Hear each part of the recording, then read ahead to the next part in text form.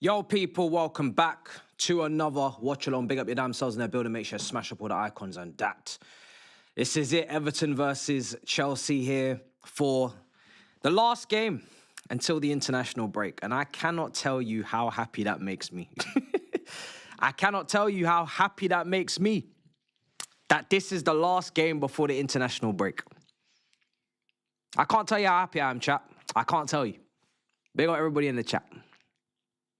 I can't tell you how happy it makes me to know that I don't need to see us for 2 weeks. It couldn't come any faster, honestly. Esteval's back on the bench. We're going to go through the teams first of all, and then we'll get into all the other stuff. There's been loads of stuff happening. Obviously, Enzo Fernandez's interviews. He said a lot of things. Some things maybe lost in translation. Who knows? I don't speak Spanish. And obviously other updates as well, protest and all sorts. So, but let's start with the lineups. As you can see on screen, the lineups are out. The centre-back crisis that we have is there. It's apparent. There's a lot of injuries, but also there's just a lot of inconsistency. So I'm not going to lie. I didn't really care who played at centre-back today.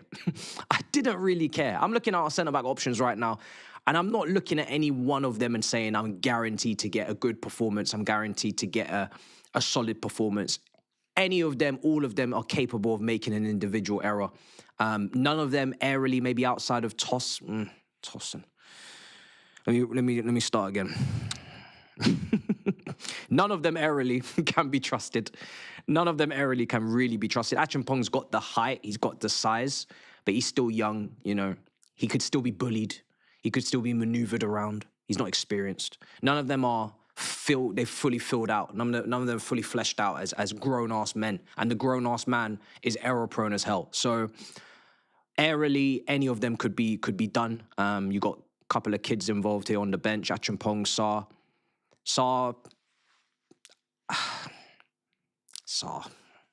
such a sad Sarr. Sad story, what happened in midweek. And it's led to a lot of people already washing their hands with him. And it's part and parcel. This is Chelsea, man.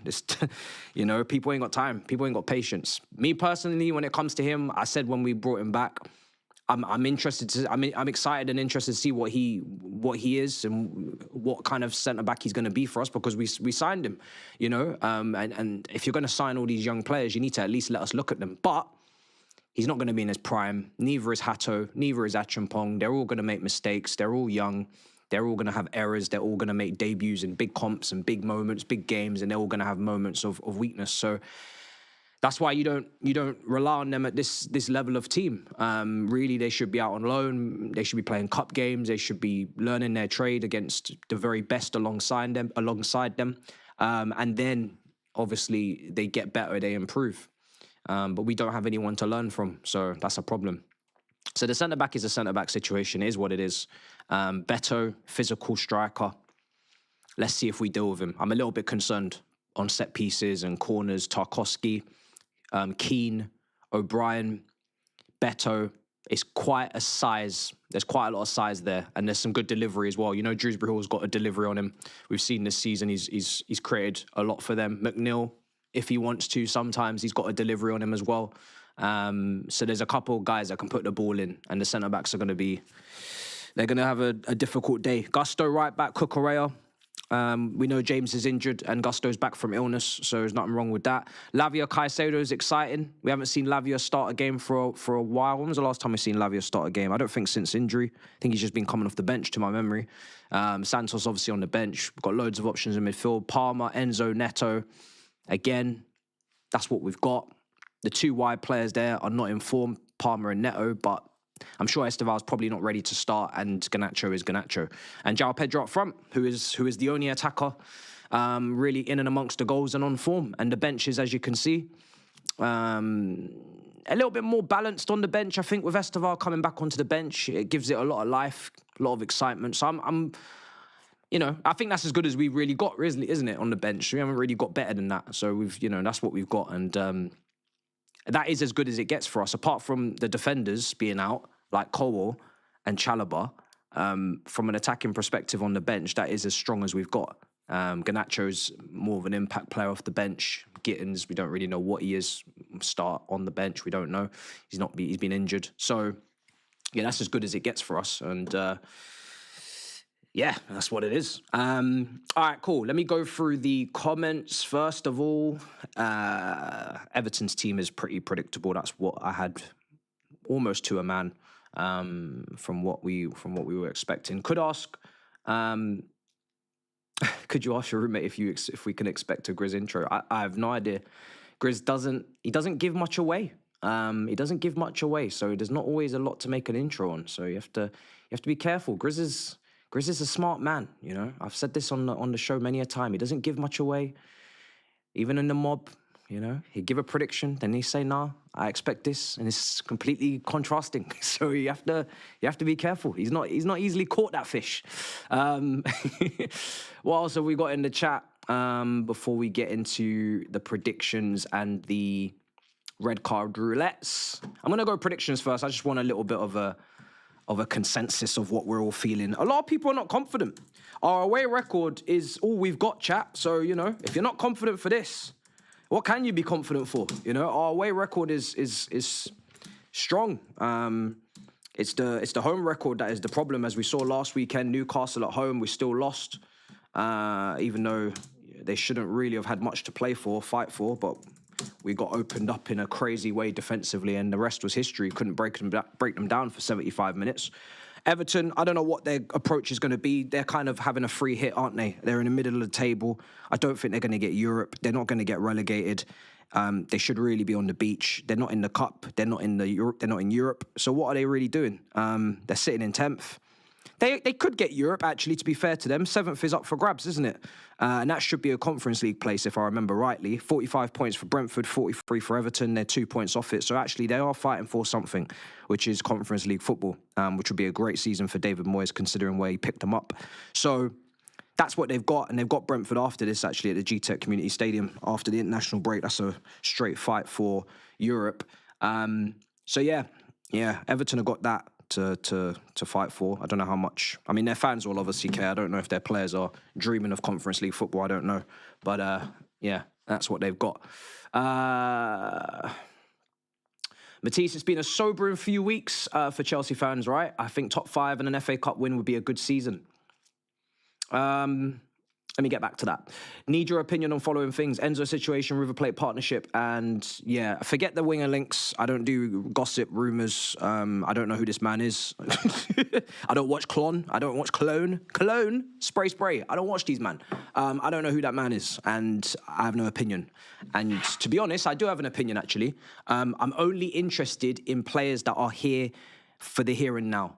Any player that we're linked with, are they going to help Reece James win the Premier League, challenge for the Premier League, challenge for the Champions League if we're in it? If the answer is yes, we can discuss. If the answer is no, I'm not interested. And that's it. That's an easy way to just nip it all in the bud. Do I need another young player that's 3 or 4 years away? No, not really. Got enough of them. Got Quenda coming in, young winger already. Esteval, it's even, going to be fast-tracked to probably a starting 11 place potentially next season. So I'm not interested in anything that doesn't help us immediately right now. We've done enough future-proofing and planning. I'd like to see some balance now. So that's what I've been asking for a while. So yeah, any of these random brothers, love. I've heard his dribbling success rate is absolutely atrocious. If there's a winger out there that is linked with us that does not have a high dribbling success rate in comparison to his peers, don't even bother bring them to my doorstep, because I can't stand wingers that can't dribble. It's absolutely bonkers to me how you can be a winger and you can't dribble. How does that make any sense? You're literally a winger. Your whole game is about going past your fullback, and you can't dribble? Get out of my face. Get out of my face. We've already got a winger, 2 wingers that can't dribble, actually. I don't need a third, and I certainly don't need to replace one with another one. So don't even bother with that. So you know my temperament now. You know I'm a very impatient man when it comes to this transfer shit. You do your due diligence before you bring it to me. How about that? Make sure that these are not scrubs that you're asking me about. Don't ask me about no scrubs. I don't want no scrubs. You know how the song goes. Don't ask me about scrubs.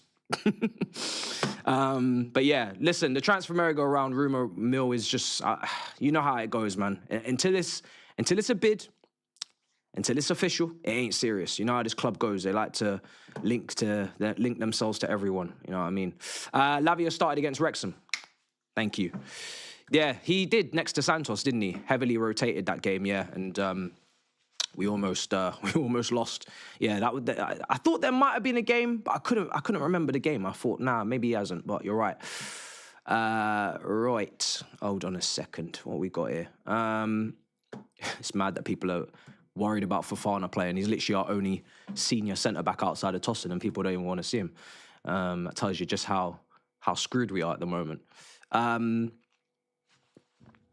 All right, let's see. There's different flavours of not being able to dribble. But why would I want someone who can't dribble? Why not just be able to dribble? Why would I want a different flavour? Be able to dribble. How about that? How about you can go past your man? Because that's a part of going past low blocks. I was watching an Eden Hazard comp in my spare time, and I was watching a man that literally was able to disintegrate entire defensive structures on his own, just out of pure talent to just go past players, solutions in tight spaces, attracting opposition players, creating space for others because he was just that good. We talk about systems, we talk about plans, we talk about, but we don't talk enough about individual brilliance. You see that goal that Harry Kane scored midweek? You've all seen the clip. He literally manages to manipulate and get these players to gravitate towards him because they know he's so good. So they get it really hot and bothered and they get close and they get touch tight. And he just manages to manipulate the ball through the two of them and find the yard and shoot. Tell me what system that is. Tell me what system that is. Tell me what tactic that was. Was that a tactic, chat? Or was that just individual brilliance? You know, when Drogba slapped it from 35 yards at the Goodison, chest and volley, I didn't sit there and think, what a tactic from Jose Mourinho that was. What a system that was. What a system. Fuck me. I want some individual brilliance back at my club. So bring it. You know what I'm saying? Bring that shit back because I'm tired of this. I'm tired of this over-reliance on system and not enough individual brilliance and individual talent. What the hell is the point of being a top club, big club, best league in the world, and we don't actually want to bring in the best of the best in terms of individual brilliance and talent? Is that not what the heck we're signed up for, to watch on the TV screens? I'm not here for this. I'm not here for this, man. Right, let's go through it. Remember before Roman, you were battling it out against Trosmo in the Cup Winners' Cup in the North Pole, bruv. Spurs had more European trophies. So what? What's your point? The club has been built to a certain level and stature, to a certain level of pull, reputation, stature. Why on earth would we revert back to what we were before we grew and improved? It doesn't make any sense. That's like building a business out of your shed or garage, like one of them Bill Gates stories, or you know, Amazon, and then you build your business and then you hand it over to the next person because you retire or you get booted out or whatever, and they just bring it back to the shed. It's like, hold on a second, I've built this business. It's $1 billion company. Why on earth have you brought it back down to the garage? I don't understand why can't you sustain what we've built? You know, it doesn't really make sense. You know what I mean? It doesn't really make sense. It doesn't make sense at all. Either, Assad, would you relax your shit, please? Do you know what? Assad, me and you one day, we're going to have a problem. We're going to have a real problem because it's like you don't understand common decorum. Like, what are we doing here? I'm just going to let you have a little word with yourself and just ask yourself whether or not I should read out your super chat, you know, and have a word.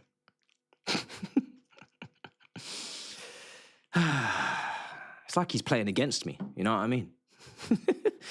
My own mods and my own loyal viewers are playing against me. They're the ones that are out to get me, and it doesn't make any sense.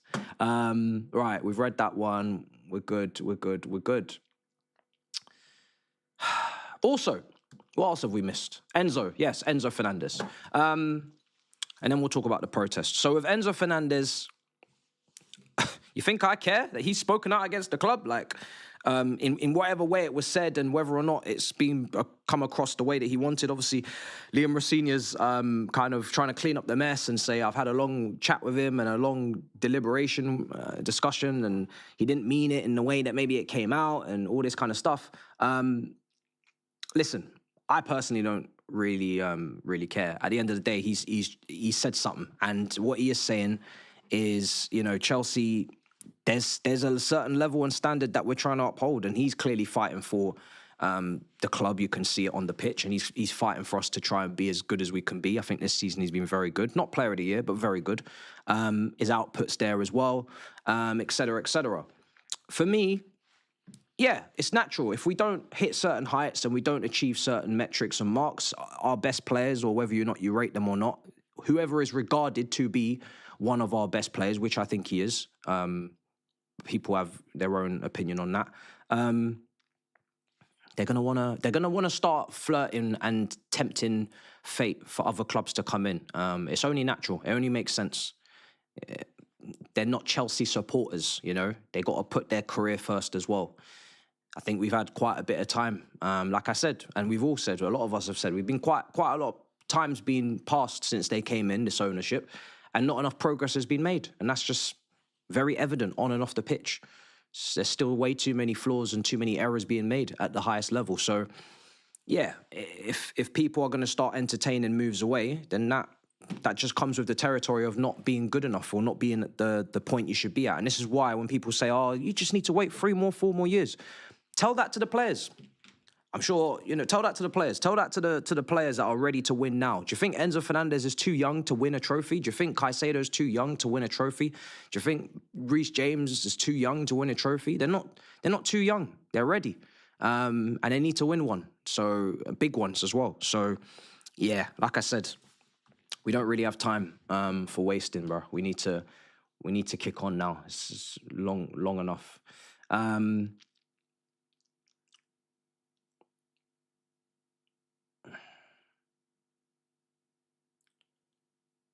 Hold on a second.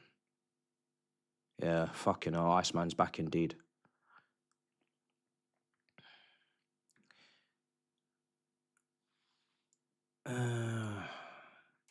Yeah, he might leave. Enzo might leave. He might not. I don't know who's got timed out there, but let's just calm it down. Jesus Christ, it's like what? It's been only a few days. Let's have some chill chat. You guys are a bit all over the shop in there. You know what I mean? Let's just get again, when you come in the house, take your shoes off, leave them at the mat, put some slippers on, come in the yard. But just, some of you lot you're a bit, I don't know what, erratic. Erratic is the word. Just relax. Everybody just calm. Be calm and collected. Yeah? It's like too many men have lost their minds today. Just tranquilo. Tranquilo, chat. Fuck, it's like I got to go through the whole modding system again and see what's going on. Man, them are getting timed out, blocked, all sorts. All we put mad super chats. Like, just chill, tranquilo. Big up, Jerry. Big up. Much appreciated. Do you want Arsenal to win tomorrow? Of course I don't. That's a pretty simple, a pretty simple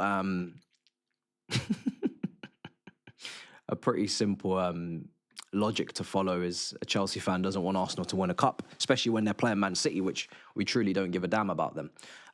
So yeah, I've seen. Jesus Christ, Iceman, just be careful in there, yeah, because you seem to be on your last warning, according to the mods. Yeah, so obviously we can see that the great news yesterday came out. Obviously with the protest, I was filming a branching out, but I was seeing the news, which was great to see. Because the last two, is it 1 or 2? The last few, however many it has been, have not hit the ground running for sure. There's not really been that appetite from the match goers to really put foots on necks in terms of that. Like I said, I've seen it before. People will be walking past. People either don't know what's going on and they're like, what the hell is this? Couple hundred people, and they don't understand the severity of the situation, or they don't agree that it's a severe situation, or they don't care, or they're just not knowing, and it's difficult sometimes to market to these guys because they might not be on social media, or they might not be on the social media that you're using to market to them. So that's been a struggle, and anybody that puts the time in and the work to try and put that together and it doesn't land the way that you're hoping, it's annoying, trust me. But this one, I don't think we have that same problem because the French are in town. And I can't lie, I cannot believe that they're almost flying over specifically for this. It's quite the commitment. And it tells you just how serious they actually are as a group. I think there's 4 of the groups that I could see, different entities in Strasbourg, supporters groups and fan communities and whatnot. And it's inspiring, I think. I think it should be inspiring for this fan base and for the match goers when they see the Strasbourg kind of different groups coming together. They've come all the way from France to back it because it's, causing issues for their own club. They've literally had to let go of their manager mid-season. They've had to let go of Sarr mid-season. And you could make a case that neither of them have massively improved or taken us to the next level. They certainly have not. Not that Sarr has played enough games to make that call, but, you can kind of tell he's not really ready to play regularly. And they were doing just fine over there. You know what I mean? They were really improving that team, really taking that team to new heights, or that at least there was a better vibe about them being there than there is here.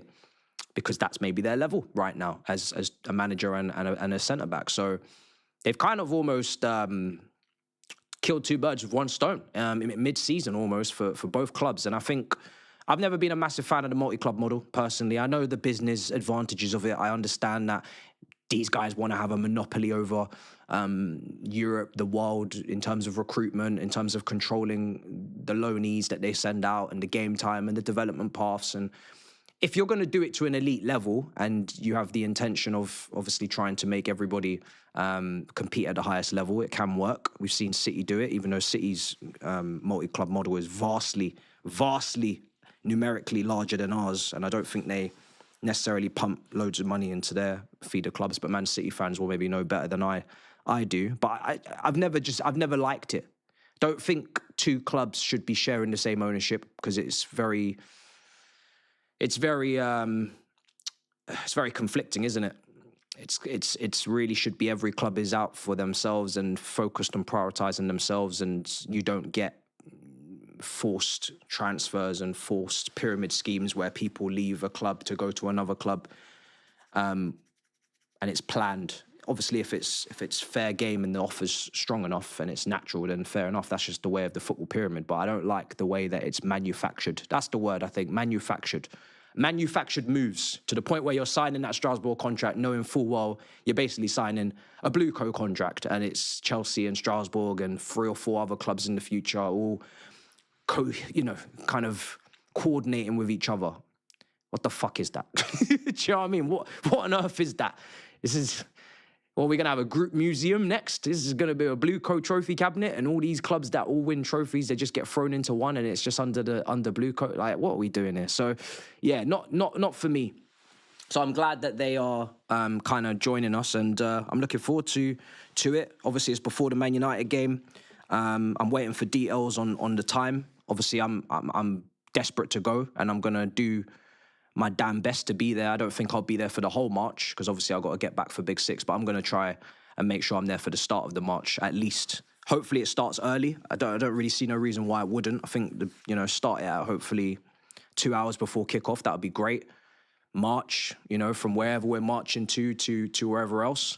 And yeah, just to kind of see it would be great, man. It'd be fantastic. And then people will disperse. Maybe some will go into the ground. Maybe some won't. And I'll obviously go home. So I'll go back here, and I'll be watching the game, but I won't be going to the game. So yeah, man, I'm looking forward to it. It's going to be one that actually hopefully just does brilliantly. But we need more than that. Obviously, we know that. But I think just awareness at this point is going to be better than nothing. If people see this, I think they're going to be like, what the hell is going on? Hopefully they start to ask the right questions and, do their little bit of digging, and then people start to understand what it's all about. Rossini about to sit down for Moyes masterclass. Kickoff is in about 30 minutes chat. That's a super chat there from Hector. According to certain people on socials, if one English team gets at least a draw in Europe, the 5th spot is secured. Be happy, Millhouse. LB Brown. Yeah, I mean, whatever. Whatever at this point. Five places. My idea of progression is points tally. So someone asked me earlier, is that a good season? The points tally for me would have been a better definition of a good season, whether we improved on the points tally last season, whether we at least equaled the points tally with Champions League football, with the Club World Cup, extra games, fatigue, whatever, then we could start to judge what that looks like. I don't think it's been a good season to go out of the Champions League in the round of 16 in the manner we went out. There's obviously context to everything. Yes, we're playing PSG, the champions of Europe, but losing 8-2 over 2 games in the round of 16 makes the season a hell of a lot worse than it would have been if we had fought, competed, narrowly went out 2-1, 3-2. In my opinion, that makes a difference how you go out, not just when you go out. But when we went out was also shit. I would have liked to have at least got to a quarters.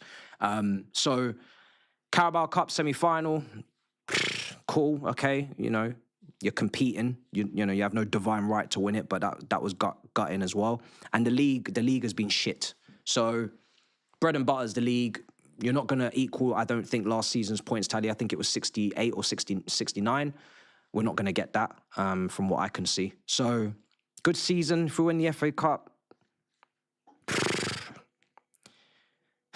it's... I don't know. Ask me if and when we do it, but I wouldn't say good. Good doesn't feel like the right word. But I don't know. The FA Cup is important to me, so we'll see. We'll have to see what happens in the league as well. You know, let's see.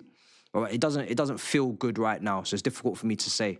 Because right now I'm just thinking and feeling how I'm feeling, and I don't feel good. So let's see. Let's see how it goes. Esteval should start. All right, let me put a slow mode on it, because I think some people said just put a slow mode because it's all going off. There's been a little bit of spam and all sorts of stuff. Oh, so it's not even a subscribe. No wonder why it's bedlam. There's no subscribers mode. All right, well then hold that. Hold that. There we go. I was wondering what happened. Why everything was all going south up in here. And I've realised I've just been letting this thing move on some sort of like what the hell, man? That's my bad. That's my bad. I just let this shit just run wild. Didn't have no rules in place, no regulations, didn't put up no FFP, didn't put up no PSR, didn't put up no nothing. I just let the thing just go. And it's my bad. That's my bad. Now I know why it was all up in here moving crazy, because we just had a bunch of crackheads up in here today. Oh, band 6-7. That's not a bad shout, but I don't think I can do that. So, sorry. Right. Poll before we move on. 42% are going with an Everton win, draw 20%, and 38% for Chelsea. Wait, what? More people have said Everton win than Chelsea win. I just brushed past that like that wasn't something significant. Of course it is something significant. What the heck is that? Wow, a lot of people, and that means Chelsea fans are really not confident. I know there's some ops up in here, but that means Chelsea fans are really not confident if I'm seeing a poll like that. That never happens. Everton could go through 2 points behind us with a win. And obviously Liverpool lost away to Brighton at the Amex earlier today, so that's an opportunity to potentially go above them by 2 points and go level with Aston Villa today, who play West Ham at home. Man United obviously dropped points as well yesterday against Bournemouth, but as I've said, I don't believe we're anywhere near talking about United like they're going to finish third, in my opinion. I think it's just going to be like that. They are one game a week, and they are... I mean, we are almost at one game a week too, to be fair. And FA Cup usually gets its own weekend, so we pretty much are at that now at this point. But yeah, I just feel like their momentum, and they have more motion right now. They're feeling, there's a lot more of a happier feeling and vibe over there with Carrick and whatnot, it seems. So maybe I don't know. I don't think the poll is affected by the subscriber mode too much, but maybe. I think you can still vote on the poll actually if you're a subscriber or not. I think it's just commenting in the chat, but correct me if I'm wrong.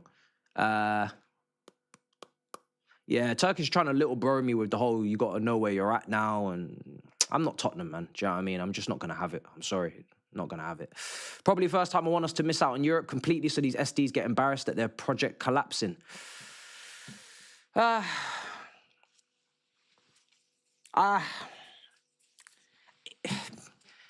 not going to get sacked. So it's like, there's no consequences. You know, under Roman, for whatever people want to say, sometimes people will highlight the fact that in the last 10 years of his era, or the last 8-7 years of his era, it wasn't the most ambitious, or it wasn't the most thought through or planned in terms of signings, in terms of the downward trajectory in terms of Champions League qualifications, Champions League competing in the Champions League on a consistent basis. I think we went from 13-14 season semi-final against Atletico Madrid all the way to 2021. Tuchel, that's how long we went without being in a Champions League semi-final, or maybe even a quarter, because I think we got knocked out round of 16 on the Lampard. Premier League, not competing in the Premier League since Conte, all these things. So I always understand, and you know, that's factual. So I'm not gonna pretend like as if it was all rosy in the back end, but he kind of had that credit in the bank a bit, just a smidge. Do you know what I mean? And he's already achieved his kind of goal of Champions League and winning it, and that was something that we know he was chasing. And he maybe, you know, old heads, whether it be Roman, whether it be Wenger, whether it be Sir Alex, whether it be any of these guys that have, you know, been part of that era or that older period of football where it wasn't so data driven, wasn't so systematic, wasn't so, you know, of course you're gonna, you know, the times are going to move on and you're going to maybe get left by the wayside a little bit, and things evolve and things change and you need to put people in place or in this position, that position. I hear that. But these guys here, like I said, they haven't got that credit, you know? They haven't got that credit. So you can talk about that and you can talk about that drop off, but at least there was something to drop from. And he's a large reason as to why a massive reason as to why we had the ability to even drop off in the first place. So you can't forget that. Do you know what I mean? This scenario, this situation here, nah, no credit in the bank, and you're still ain't built up much of it. So yeah, we need to put that into perspective a little bit. You know what I mean? These guys in here, we don't owe them shit, in my opinion. But some people feel like they do. I don't know. For me, we don't owe them anything. You have to kind of earn that trust and earn that loyalty. And I say that even with the managers. Like with managers, I don't really tend to gravitate to managers either at the beginning, unless they're top managers that I've always wanted and I've seen them have success elsewhere, or I admire their teams. When you come in, you don't really have anything. You don't have any credit. You know, you got to build it. You ain't got no loyalty really. You got to build it a bit. You know what I mean? There's a bit of loyalty, of course. We don't want you sacked the day one that you come in, and we want to give you a chance. But you still need to build up that affection, that emotion. You got to build it all from the ground up. So, yeah, it's up to you whether you build it. Prediction, I did go over 2-1 Chelsea win. I went with a 2-1 Chelsea win. I don't know why. I just feel like our away record is good. And I'm not at a point where I'm just predicting every game that we don't win. For sure. I'm not confident about most of our games at the moment, the way we're playing, but we have the quality to win. I just think from a set piece perspective today and dead balls situation today, I'm especially worried.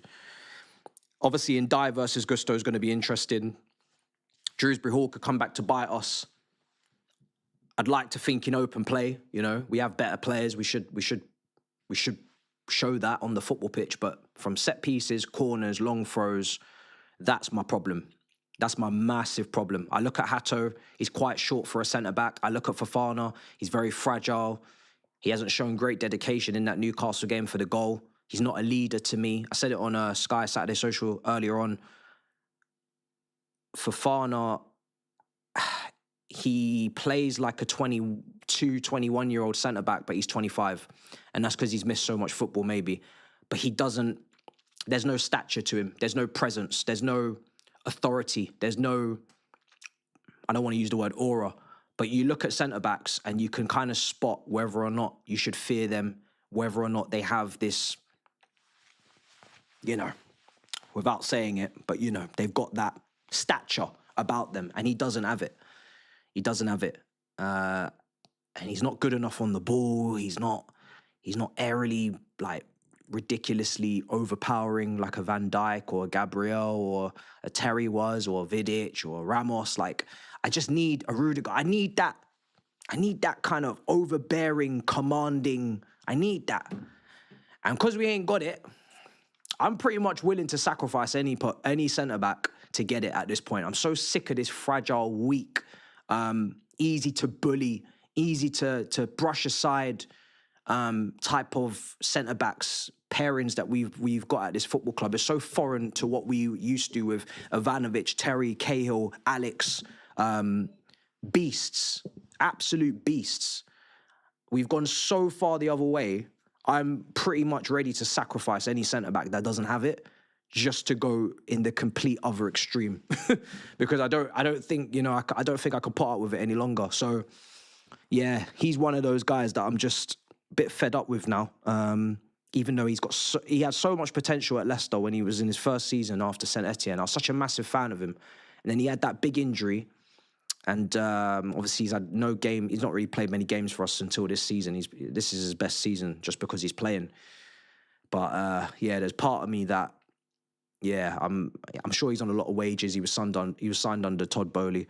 I'm pretty much ready to part ways with all and a lot of our centre backs, you know, right now, just to create space for the real men, as Cams and Fuad would say. So it's disappointing because he did have a lot of talent, but at the same time, I'm really impatient at the centre back position right now. Really impatient. I don't have patience for someone who's not going to run and bust a lung to get back. I know you was exposed. I know the centre midfield was gaping open and the shit press. But after all that, did you graft your ass to keep up with Gordon? And you didn't. So I can't stand for that type of shit. Let's see.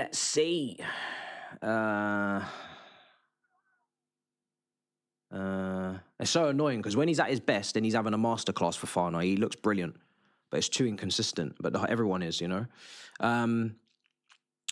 Positional play philosophy is being forced onto us. Yeah, I mean, I've never really... look, obviously the beautiful game is beautiful for a reason. You know, everybody admires the Barcelona team, but you got to win. No one says that... No one feared Arsene Wenger's Emirates team because they didn't win anything. Well, they won FA Cups, but they didn't win majors. No one feared, you know... We talk about them as like, you know... Oh, look at that team, Swansea. Look at that Brighton team. You know, look at those teams that played wonderful football and Mitchu and, you know, all these cult heroes. But we don't talk about these teams with any fear. We don't talk about these teams as a threat. At the end of the day, winning is the most important thing. And we created a bit of a culture in terms of the way we went about things. We were very physical, very, very strong, very defensively organised. We put our heads where people are kicking, and we would defend with our bodies on the line, and it was quite admirable. I think it was very admirable in my opinion. I think the art of defending is admirable. A lot of people look down on defensive teams or look down on teams that are well organised or teams that really set themselves up correctly and play from there. But for me, there's an art form to it because clearly not everybody can do it, and we right now seriously can't. So yeah, I wouldn't mind if we leaned a little bit more into our heritage.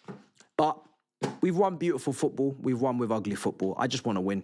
I'll be honest. I'm not going to try and lie to you and tell you that I care which way we win, as long as we win. That's the main thing. You know, I don't feel like we have to play a brand of football because it's in our history. Like, we could play whatever way we want to play. And as long as we win, that's all that matters for us, you know. We're not Barca, we're not Ajax. We don't have to play the certain way. Otherwise, it's anti-football and all this. You know, we don't have to follow those rules. You see what? No, I didn't see what Tom did on the terrace. I don't watch personally. I have no idea what he said or what he did. You want to get Champions League football? It's such a boring to watch. Okay, hold on. Let me just scroll up a little bit. Why do I rate Enzo? Bruh, I feel like if he leaves and he goes to the kind of caliber of club that I think he will go to, I think people will understand why I rate him a lot more, you know? But I don't know. I feel like with Chelsea, it's like very knee-jerk. Sometimes people can see it, some people can't. Sometimes they can't. Flashes of brilliance. He gets goals and assists now. Before it was, we want you to dictate the game, dictate the tempo, the passing range. It's like he's asked to do like 3 or 4 different things at once. And I'm like, is that really feasible? Is that really logical? Is that really doable? I feel like he'll be appreciated probably more outside of England. And of course, he has to also sometimes improve, but I do feel like he's the type of midfielder almost that is not really appreciated in England as much, because people want that hustle and bustle. They want that athleticism. They want that, and you do need to be fit as a fiddle to play in the midfield. But yeah, we've never really gravitated to the Xabi Alonsos and necessarily those types of midfielders in this country. And I mean, the overlap just disrespected Neymar. so I feel like England is not really, they don't really like the players that prefer maybe to play at a slower pace and to bop the ball around and let the ball do the work. England is more, you do the work and chase after the ball, and the hustle and bustle. And that's kind of what's more respected. And that's a cultural thing, isn't it? So yeah, that's just how I think it is. And Adam Walton, as good as he is, I feel like some people do too much with him. I've seen Adam Walton have poor games. I've seen Adam Walton misplace passes. I've seen Adam Walton give the ball away. I've seen Adam Walton be skipped past defensively. Like, it's always what's, like, when it comes to players like him, I feel like people, they don't watch him every week, so they just see the best of him, and then they're like, oh yeah, he's a clear upgrade. And it's like, is he though?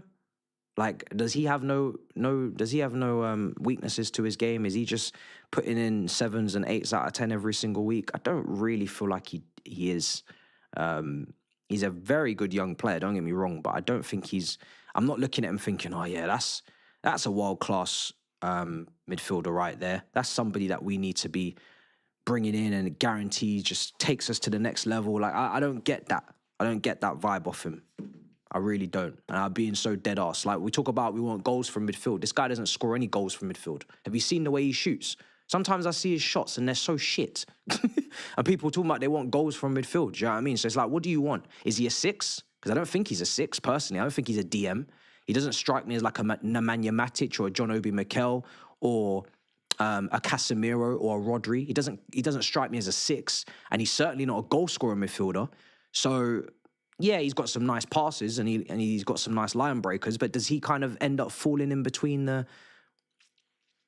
Is he a 6.5? Is he at 8.5? And then again the conversation becomes: is he a needle mover? Is he really making enough of a difference, or is he just a nice player? You know, I think we again at Chelsea, we had effective midfielders. Lampard, very effective. You know, Ballack, very effective. Makelele, Mikel, when he's, you know, playing at his best in Munich, very effective. Very clear, defined. Kante, effective. Very clear, defined roles. Like, we know what you're sick at. Very, very damn good at. Like, it's not, there's no ambiguity around it. There's no like, oh, he's a good ball carrier, but he's not a good tackler. He can't score goals. And it was like, this is his MO. This is his USP. And maybe with some of these guys we talk about, there isn't a clear USP, or it's certainly not high enough to warrant spending the kind of money we know we're going to have to spend for these people. All right, we're going to kick off in 10 minutes? 10 minutes time. Whether people like him or not, you know, Rice has got a very clear USP. Like, you know what his high strengths are that are going to make big differences on the football pitch over a 90-minute game. He might not be elite at certain things. Of course he's not, you know. I think in terms of, you know, deep line playmaking ability, or, you know, scanning and receiving from the defenders, but you know, certain things that he's immediately incredible at in terms of his tackling, his interception, his delivery, his athleticism, box to box. So, you know, aerial duels. So, you know, that's the thing. That's the thing. Jimmy Garner, man of the match performance coming.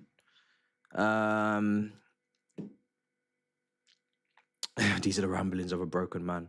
Thank you very much. Yeah, it's difficult on Sky. Like, sometimes we have a big squad, so you can't really get into too much detail about each player like that. You have to kind of run with the time, and the ad has to roll, you know, when it rolls. So I tried to give as much of my opinion on each player as to why I was putting them where they're placed, but. Yeah, you know, we only got so much time. I think certain players could maybe change my mind before the end of the season if they did a big contribution. But I feel pretty confident with pretty much all of the ones that I put where they got to go. I'm not really probably going to change my mind before the end of the season, to be honest. I'd be surprised if I do. Let's see.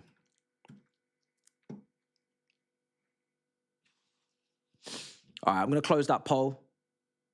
And I'm going to go with red card roulette. What's the 3 p.m. kickoff saying, chat? Flying to the airport straight after this. I've got to get home.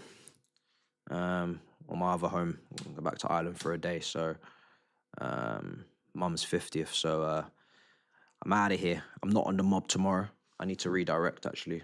But there is a mob tomorrow for the Carabao Cup final. And your lineup for that will be... is it up? No, it's not even up. Sugar plum plum. I can't do anything then. Your lineup will be Tossin, Arsenal fan, and Tobes. So you've got the twins. That'll be fun. And then Saeed's there as well, and so is Grizz. So you got a fresh panel that you've not really seen all together at once. So that's going to be a lot of fun. I'm looking forward to catching the highlights on that. Red card roulette. What are we working with? We're still trying to plug in these gaps, aren't we, in the red card 11 squad. Lavia hasn't been sent off this season, so let's throw him in there. Palmer, I guess, still hasn't been sent off this season, so if you're up for it. Neto has, João Pedro has, Caicedo has, Cucurella has, Hato has not. We don't really need another defender. We need a central midfielder or a left winger. We're still lacking in our red card 11 this season. Gusto has, I'm sure, been sent off. Yeah, I'm pretty sure he has.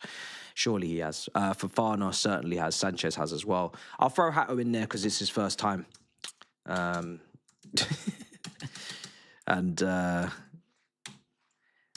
Liam's never been sent off, the manager. So let's just go with him as well, because that's really what he needs, isn't it, for his stocks right now. What he needs is a good red card just to ingrain himself further in this squad. Why does Derry not make the bench? There's no space. There's no space for Derry. Garnacho's got to be on the bench. He absolutely has to be on the bench. Delap's got to be on the bench, whether or not he's contributing or not. That's kind of what we paid for. And the rest is self-explanatory, I think. So, yeah, there is just no space. Unless you took out a centre-back and you put him in there. But, yeah, he's just not going to do that, I don't think. He's going to want Toss in there for experience. And then he's going to go with the two young guys as well, because they're ahead of him in the pecking order. They've got to be there over Derry right now. So, yeah. You voted the manager. Let's see. Appreciate it, chat. Yeah, man, she's young, man. She had me when she was 20. Sorry, was she 20 or 21? Just turned 21, I think. So yeah, I could never. I could never. Like a lot of us in this generation with the new landscape that we live in, we could not even imagine having a child that young. You know what I mean? Even if I had one now, I'd be like, are you insane? I'm a child. I can't have a child. But yeah, back then, bruv, the landscape was different, bruv. You know what I'm saying? What was the 3 o'clock scores? Let's just double check before we kick off. I'm going to get rid of the lineups. We've gone through them. Hopefully, just do your job today. Fulham beat Burnley 3-1. Burnley very much relegated at this point. And yeah, Liverpool. And yeah, that was it. There wasn't actually much today, is there? Because obviously Man City Palace was postponed for the cup final. And the 8 o'clock kickoff is tantalising. Leeds at home to Brentford. What's going on with all these 8 o'clock kickoffs? They just snuck this shit up on us, didn't they? They just, I swear they just threw in this random 8 o'clock one time. And everybody was, oh, this is nice. It's something different. And then they just threw in more and more and more. And suddenly, like, it's a weekly thing. There's 8 o'clock kickoffs now every week. This was a trial and error, and then it must have worked for them on the viewing figures, and now suddenly it's every single Saturday there's an 8 o'clock game. Very, very weird, but they snuck that in there quite nicely, didn't they? Suddenly now it's normalised, but It's crazy. So now you got basically 4 games. You got 4 games in a Saturday in terms of a running order. If you really wanted to watch football all day, you really could.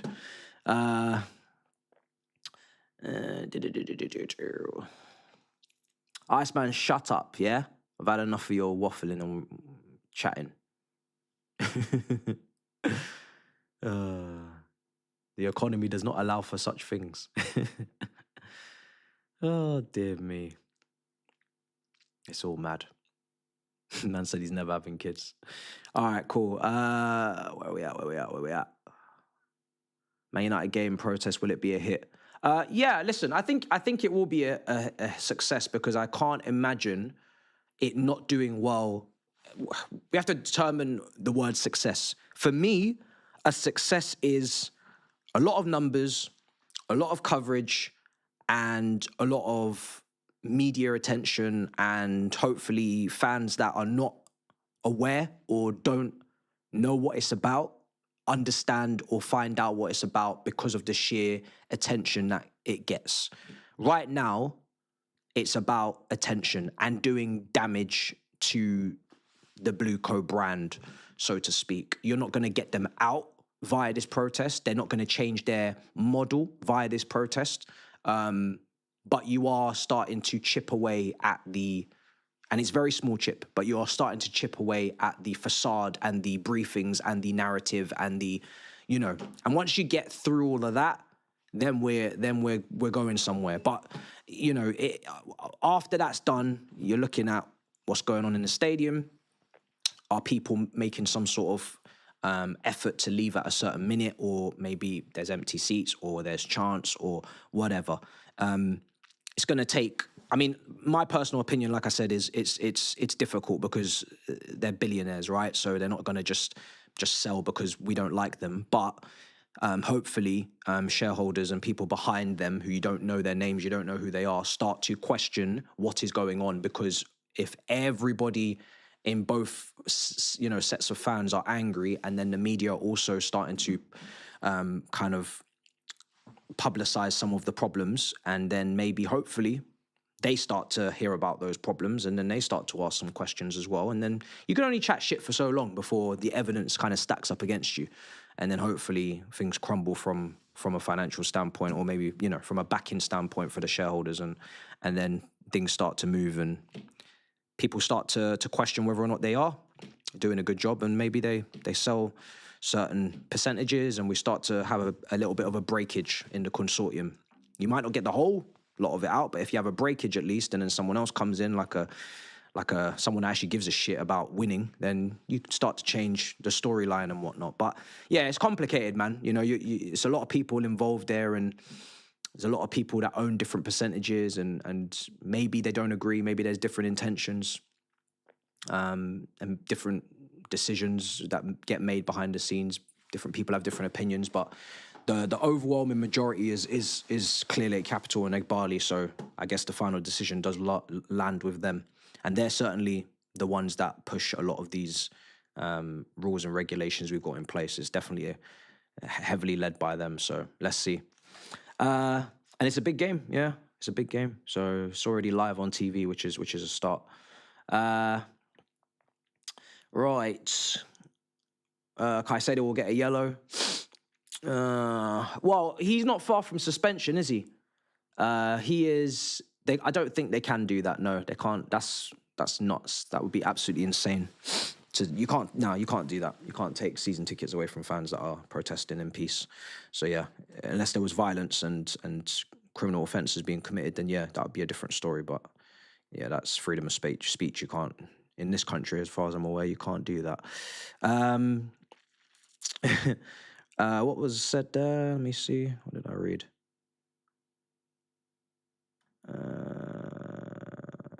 Yeah, I did see the World Cup ad breaks. It doesn't surprise me. It's in America, they're very ad driven in terms of kind of commercials, and we see that with the Super Bowl. We see that with their own sports, so that doesn't really surprise me greatly. It's kind of part of the American package in terms of a World Cup.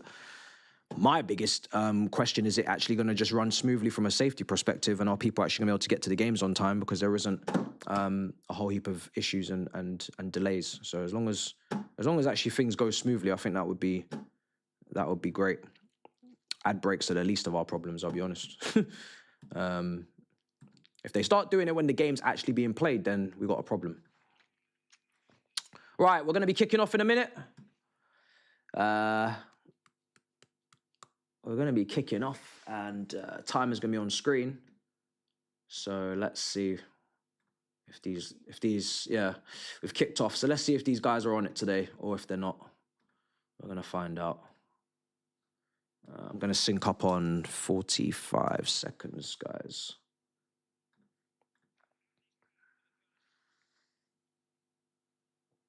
Everton coming forward. And we've got to defend. All right, I'm missing a little bit of it now. I need to get this timer in. So when I turn back over, I better not see that we've conceded. That's happened to me before. All right, well, I think we're good.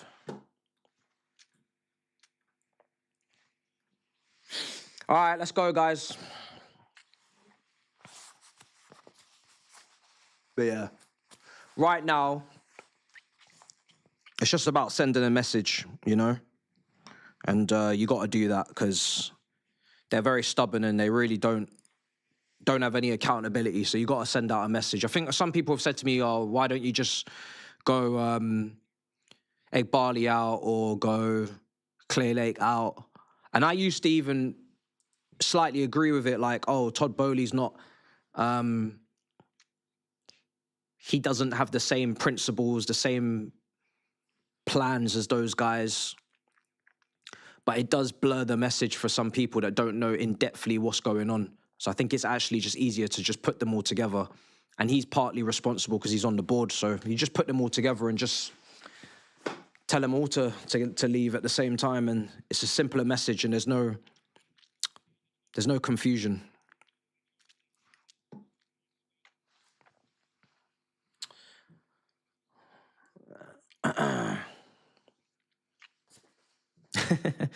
Happy birthday to your mum from Dan, my general, sir. Big up to you, bro. Thank you to your mum for a masterpiece she left for us. Big up, brother. I'm sure you make her proud. Appreciate it, bro. Much appreciated.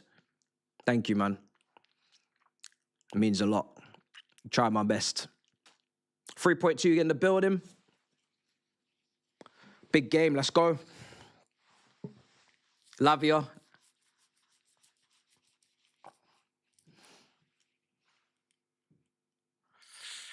He's always calm on the ball, isn't he? He's always calm on the ball, Lavia.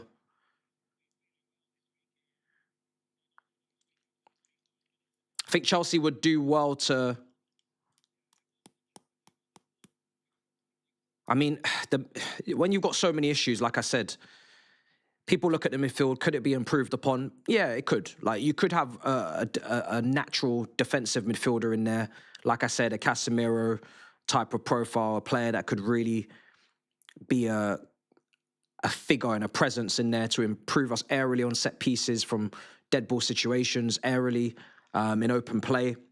Don't lose the first ball. Certainly don't lose the second. Gives Caicedo the license and freedom to be a box-to-box midfielder. It's basically your Kante Matic type pivot that we had in the title win under Conte. That profile certainly isn't there. A lot of people say Isigo. He's very young. So it's a position that I think, again, could benefit from a bit of experience, top-level experience, been there and done it, along with centre-backs as well. That's kind of like the spine, the foundation of your team. So you could certainly improve that area. We don't have that profile. Lavia's not a 6. He's not a DM, but it's cherries on top of the cake, isn't it? There's so many other positions that have problems. It's not necessarily the first priority to improve. If Lavia could be fit, that would help. We've given the ball away for Fana. And then he's dived in. Who's that diving in like that? Is that Fofana? My days, that was poor defending. Giving the ball away and then poor defending.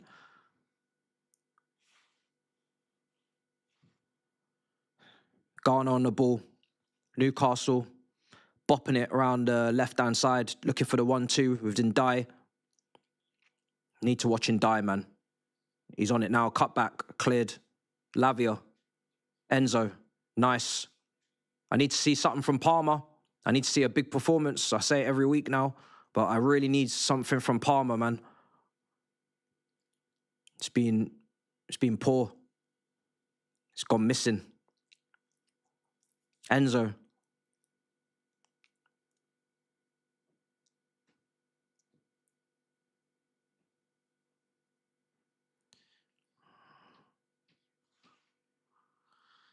Sorry, not Newcastle, Everton, sorry. I don't know why I just said that. But yeah.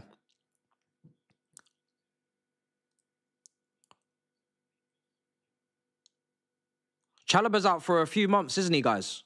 Is it a couple of months? So James out for a couple of months. But realistically, international break is 2 weeks. Port Vale's the 3rd week. So a couple of months. 1 month, you're not really missing anything apart from today and Port Vale. And then into that 2nd month, you're missing potentially City and United at home. Those are the games. Those are the games people need to be back for. Drag shot. Yeah. Caicedo's dragged it.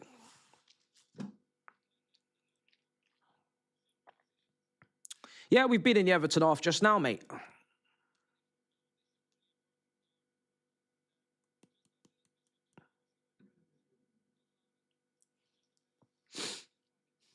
James expected to be fit for United.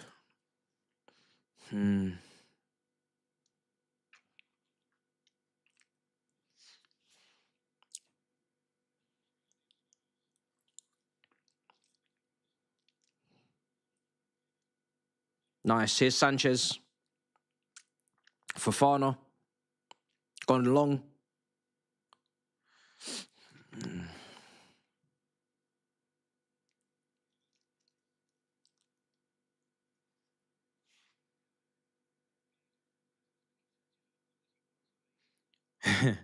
Do we have shooting training? The one thing I'd say about Enzo that I'd really like him to improve is his long shots. Because he's getting goals, box crashing. But obviously, when we all saw that goal against Mexico, and I saw some goals for Benfica as well, he seemed to have a nice technique from just outside the area, but he's not been able to bring that over here. Whether he can't generate the power from distance, it seems to be part of the problem. He doesn't have clean ball striking from range. Obviously, Caicedo's the only one that really does. Lavia certainly isn't getting goals. Santos, I don't know where his goal-scoring kind of abilities disappeared to as well in a Chelsea shirt. So he's getting goals at Strasbourg. So, yeah, we are lacking that a bit. And Palmer as well, shot from distance, has not really been there either. So, fucking hell, where are you passing that to? There's no one over there, mate. Should Gusto be there? I don't know what you saw. There's no one over there. I think he's meant to be... Is he trying to pass to? Gusto? Oh, Gusto. Nah, yeah. No. He thought Gusto was over there, and he just assumed, and he just wasn't. He just literally wasn't over there.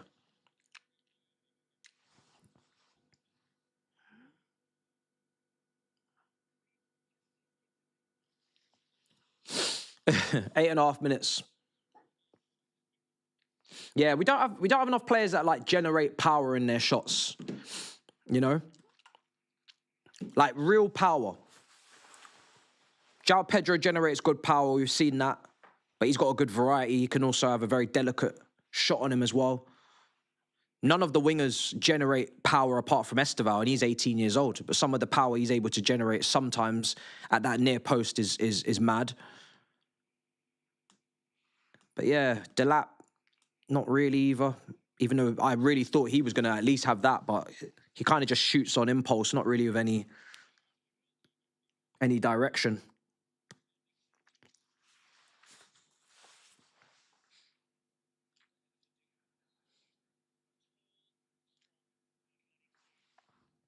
Ball in, cleared.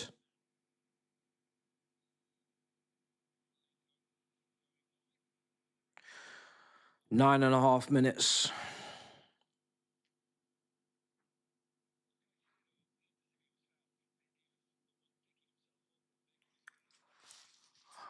As always.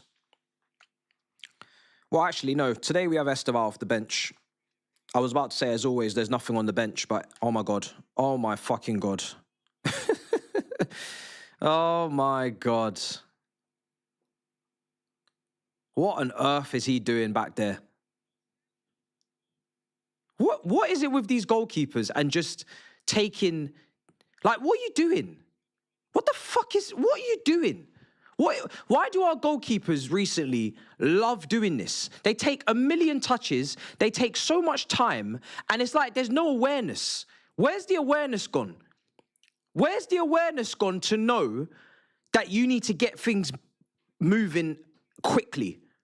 Receive and get rid. Why is... What's with the dilly-dallying?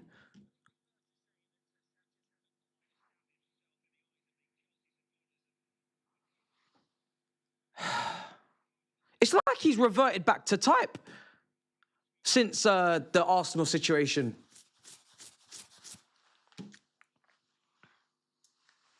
I was like, you know how long it took me to give him any credit? Because, PTSD and all sorts. And suddenly, like, it was like, we always knew he's back. This is the level. And he's just like, what's going on? He's just trying to undo all the good work. Relax. We're trying to give you a lifeline here, and you're just trying to undo all the hard work. Just get back to basics, make saves, collect crosses, and that's it. We don't need to do up all this fancy shit. It's crazy work, man.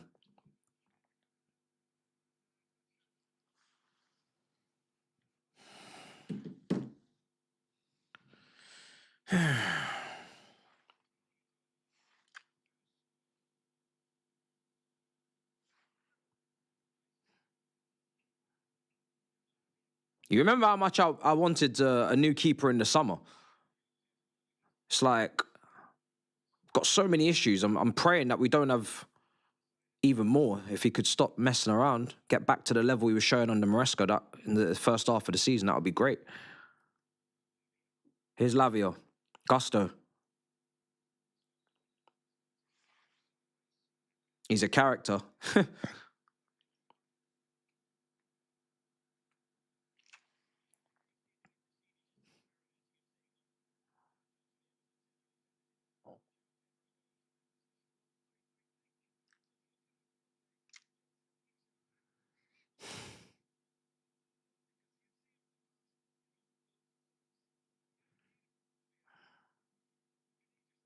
Fucking hell. What kind of pass is that?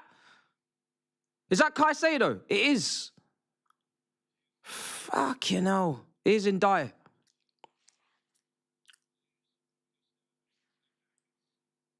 What are we doing?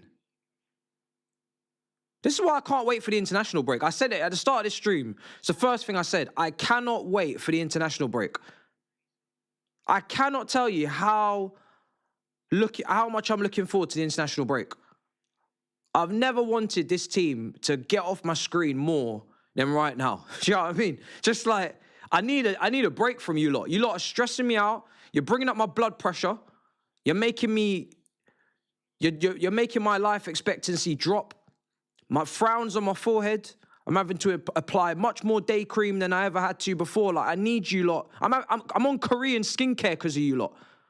Fuck. Cleared off the line almost. I need this lot out of my sight, honestly. It's like having a son and you love him, but it's like, you boys are pissing me off. Just go away to boot camp for the whole summer or for at least 2 weeks international break and don't even contact me. I don't even want your number. Don't text me, don't ring me.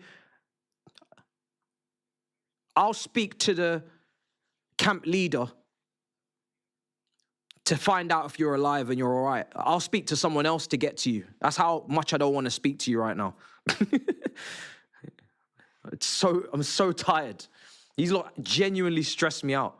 They're ruining days, whole days of my week. I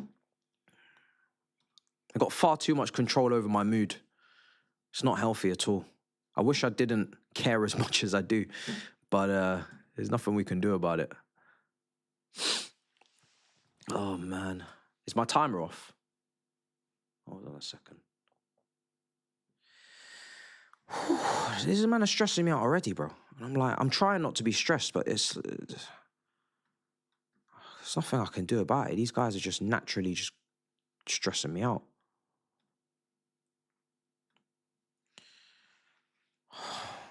Honestly.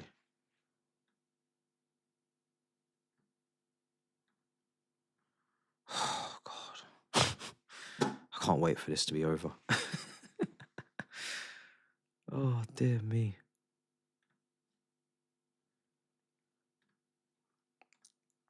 Oh, man. Exhausted already. I just want it. I just want it to be over. It's gone on for too long, chat. Honestly, it's gone on for too long, man. Actively don't wanna see what we're on at this point, but I have to watch it.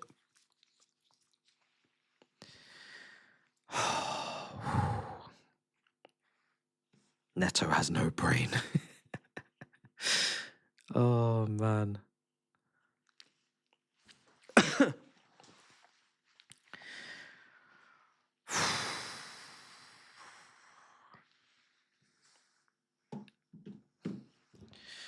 Oh.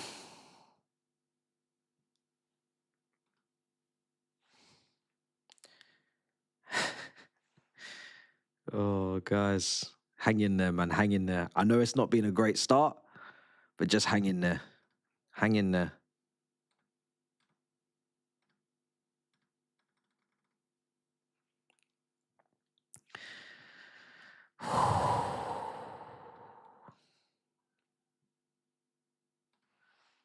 The manager's jokes. I try my best to ignore some of his nonsense, but there really isn't much I can do. Oh, yeah. Don't even get me started, please, on Fofana and his shenanigans, and I don't know what to do anymore.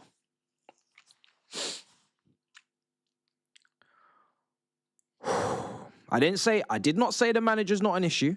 I said we are past that because who hired the manager? And please, Iceman, my blood pressure is high enough as it is. I don't need you to purposefully misunderstand what I'm saying and act the idiot. You watch enough of my content to know better now. You know, this is why you got mod status removed off you, because you're just an enemy of progress and just deaf at this point, or dense. It's one or the other, potentially both. When I say the manager is you know, being fast-tracked and is not ready for the role when he comes in my first video, don't tell me about me saying the manager is not the problem. That doesn't even make any sense. But I don't care about the manager. I've told you this already.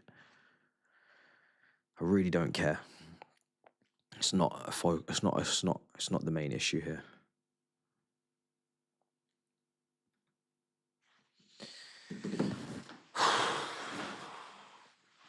This is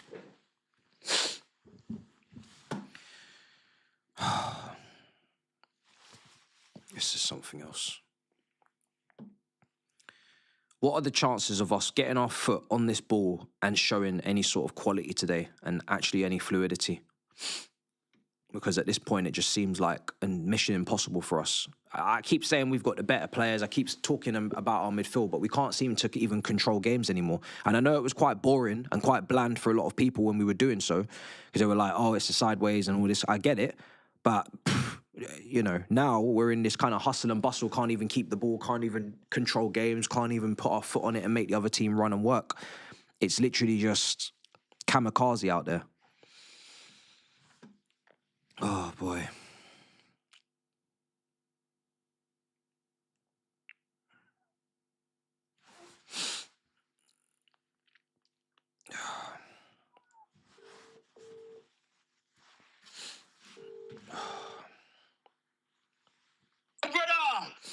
Brother, can you run me a little linky thing? Because this thing's moving mad for me, bruv. I've had enough. Yes, man, I got you, bro.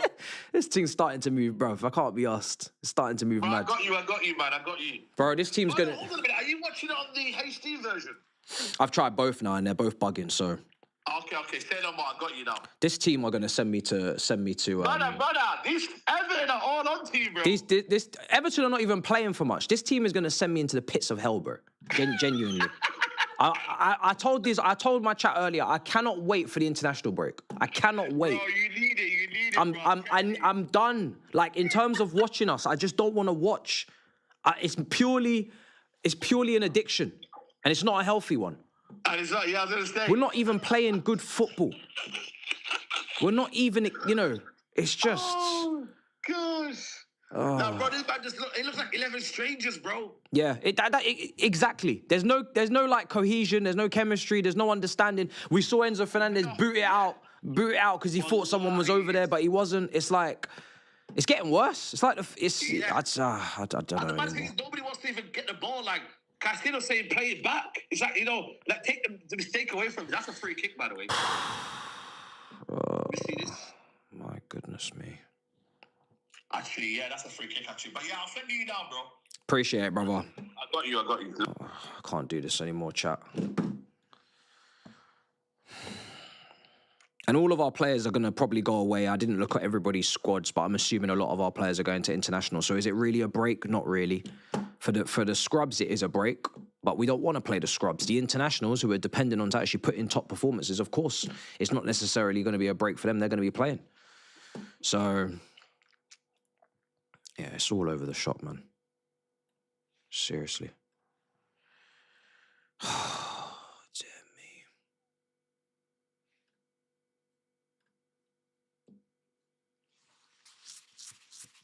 But yeah, Everton all over us. In possession, as you were. We're just scrambling around trying to get a foothold in this game. And for a team that depends so much on... we want our goalkeeper to do short passing and we want to play out from the back and we want to have this control. We don't have any control. That's what's so hilarious. And this is how you know, like, there's a confusion in our ideology and what we actually want to be. Partly because we keep chopping and changing managers, and partly because our recruitment doesn't prioritize how we want to play, in my opinion. And it's kind of more of a kerfuffle, more of a jumble of different ideologies. Ideologies are not really prioritized. It's more opportunities.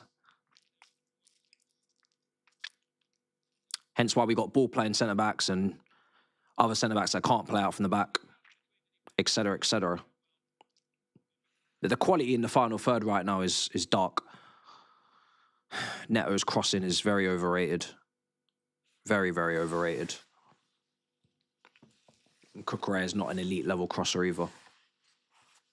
He's not even a great crosser. He's an average crosser. If we're really talking about real whip and bend and Reece James and... here's Palmer. Enzo.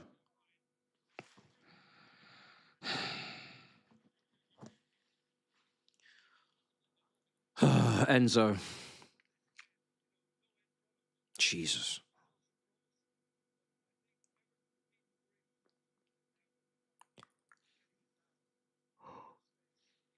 I look at what, like, even a Chukwuemeka would have done in that position, and I just think he would have done better than that. Dead ass. I think Chukwuemeka would have done better in that position than what I just saw from Enzo. I'm not even joking. As soon as he's 1v1 and a little bit of dribbling / athleticism is involved, it's dark. He's just not that kind of guy at all.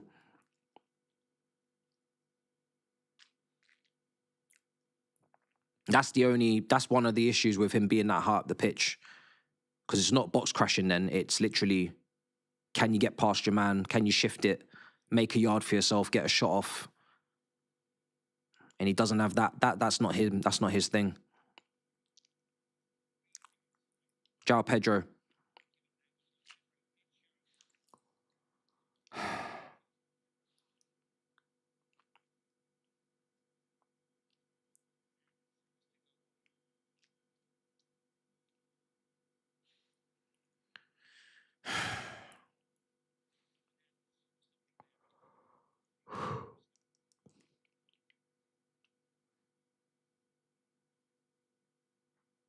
Go on. Oh, my days.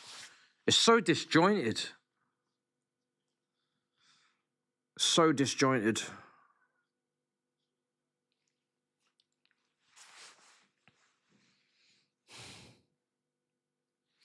Would I take Loftus-Cheek over Enzo? Before the injury, the Loftus-Cheek, in terms of the potential I thought he could reach, then yeah, absolutely. Loftus-Cheek's potential, I will always say, was world-class potential. Him and Hudson-Odoi had world-class potential. Loftus-Cheek, bruh, his potential for me was like so sad, man, to not see him reach it because of the injuries. Because he could get goals, but he had the athleticism, he had the strength, press resistance, could carry the ball. He was like a good prototype for a Chelsea box-to-box midfielder. And he bloody loved the team as well, so he still gave you all the intangibles. Not as good a passer as Enzo, I don't think, but even Enzo's passing sometimes is not what it should be in terms of what he's capable of. So here's Neto. I think Enzo's a better passer, but in terms of duels and physicality, yeah.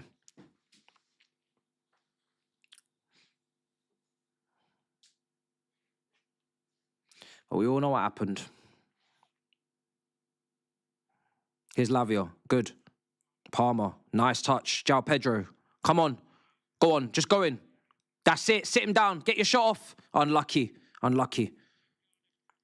There's no reason, based upon other people shooting recently, for you to not be taking your shot. I've got no problem with João Pedro continuing to take responsibility and take his shots. He's on 18 goals this season in all comps, 14 in the league. Nobody's near him right now.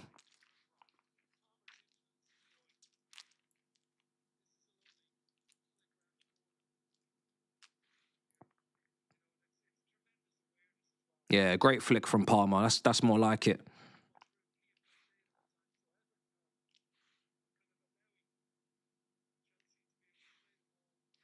Corner for Chelsea. Enzo. I think it's the first corner, is it? Ball in. It's not a bad delivery. It's just nobody at the back post.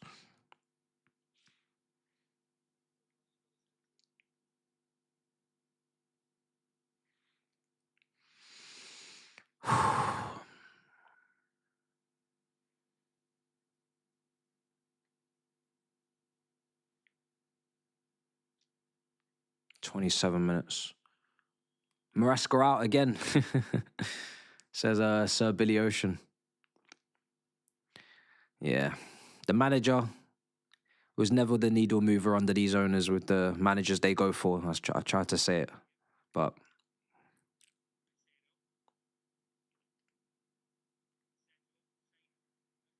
28 minutes. Yeah, Lavia's starting to find a bit of space. He's the one that you don't want to give time and space to as well, because then he's going to take advantage. I mean, if you don't give him time and space, he tends to wriggle out of it anyway. So 28 minutes now, corner. Need a good delivery.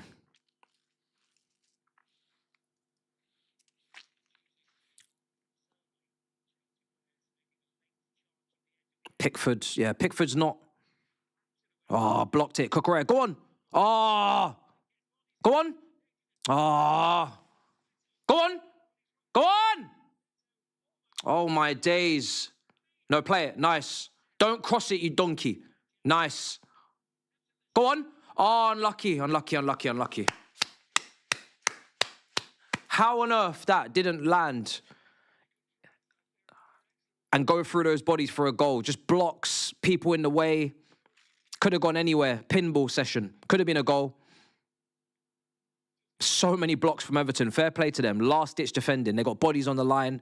Blocks going in. And that's what Tarkowski, O'Brien, Keane, that's what these defenders are about, man. Bodies on the line.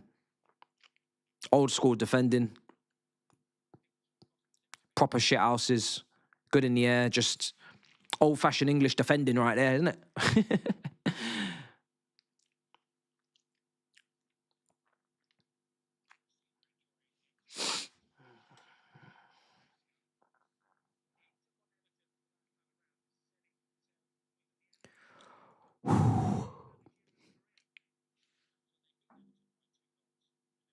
10-point deduction mentality. Yeah. It's a David Moyes Everton, isn't it? Resilient. There's a resilience there.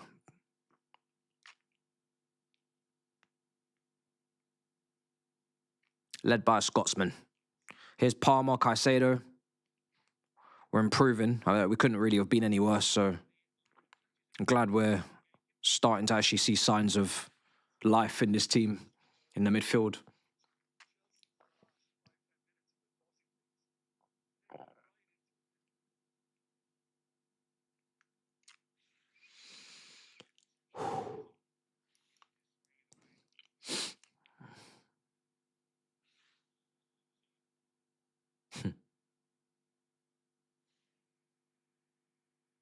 Go on. Here's Enzo. Switch it. I don't know why we have a reluctance to switch that. Okay, cool. Oh my God, no. Oh.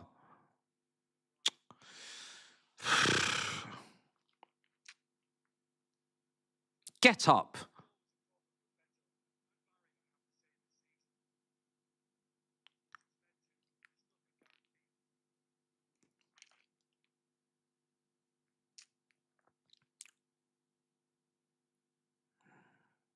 Neto and...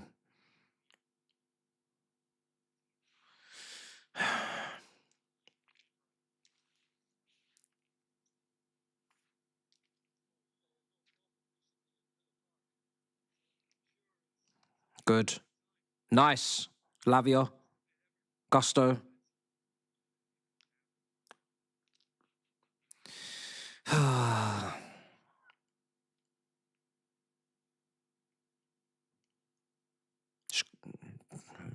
That's our throw. That's our throw, no? All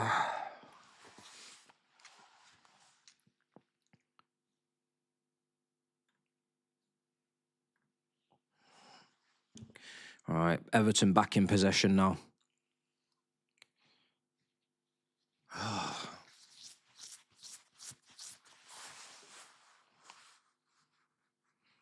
We don't really press, but I guess that's by design.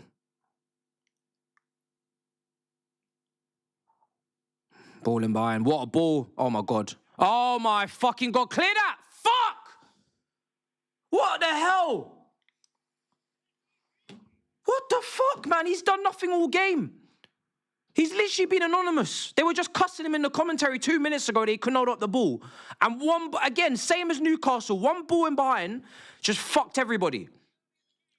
Sanchez has come flying out. He's nowhere near it. He's not got to it in time. And really, I don't know if he stays in, if he saves it. I don't know. But it's too easy. It's always this, not always, but it's this one ball in behind again. And our centre-backs, I'm guessing, a split. Just watch this again. One in there. There's not enough pressure on the ball. Look at the fucking time and space. Look.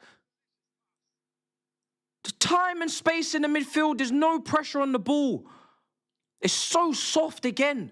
It's the second week running. It's too easy.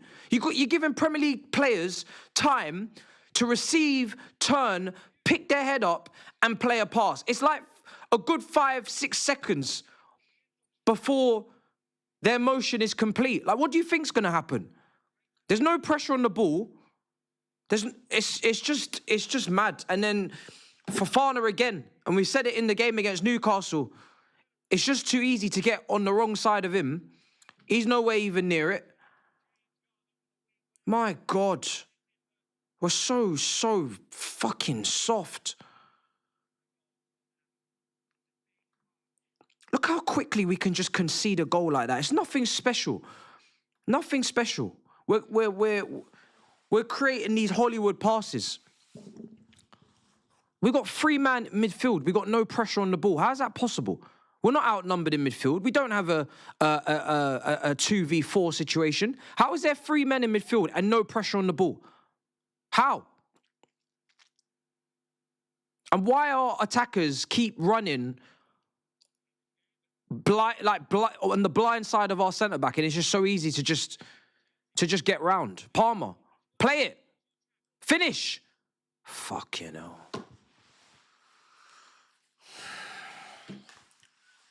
We are so easy to play against. That's such a problem. We're so easy to play against.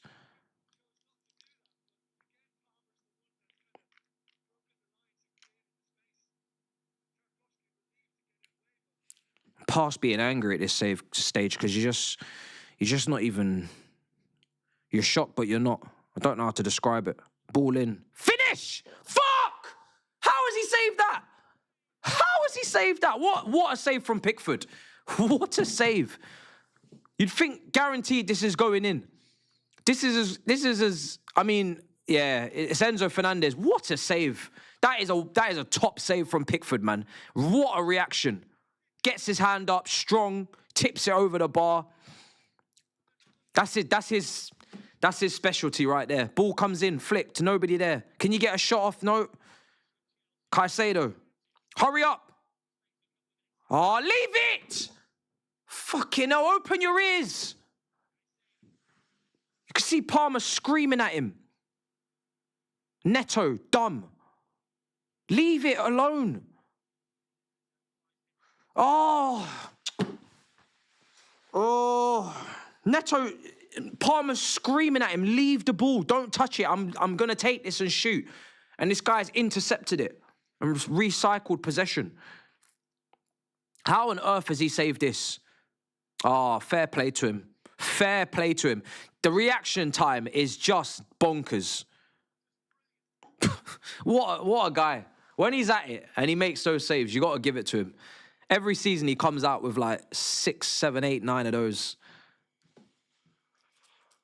Oh. Come on. Play it. Neto. Back post, back post, back post. Nope, it's too late. You can't do it on your own. You can't do it all on your own, sunshine. You can't. Oh.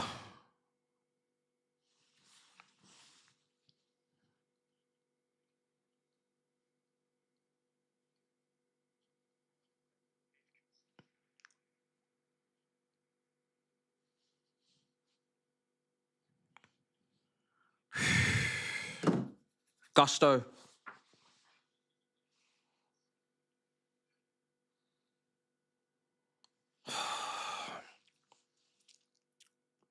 João Pedro.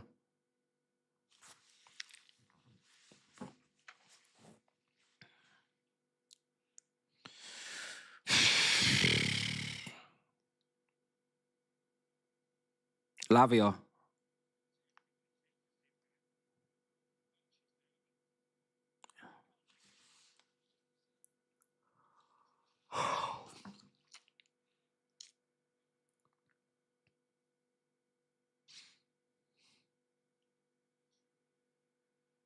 It's so interesting to me the way that the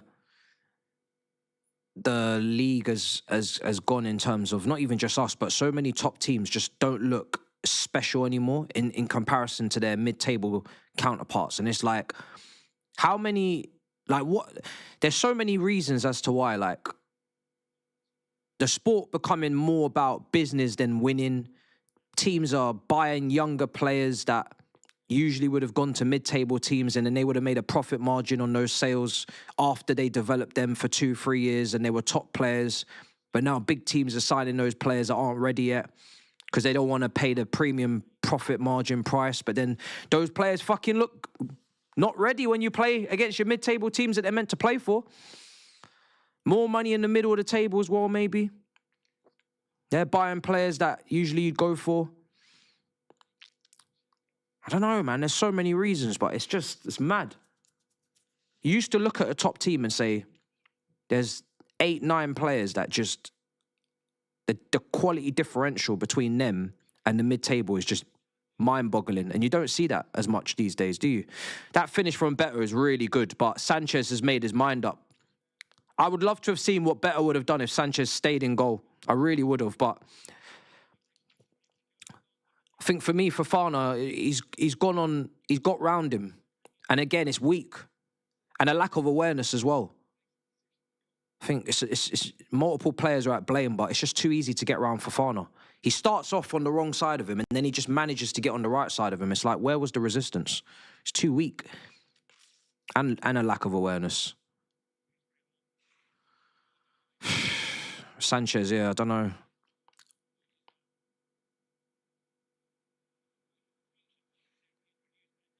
Cleared.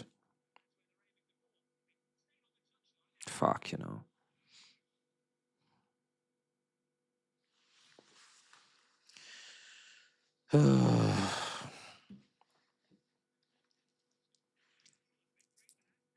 Look at the table, man. Look at the state of it. 48 points, 31 games. My God. Fuck, you know. Lavia just giving it away now. Just giving it away. Shrewsbury Hall now.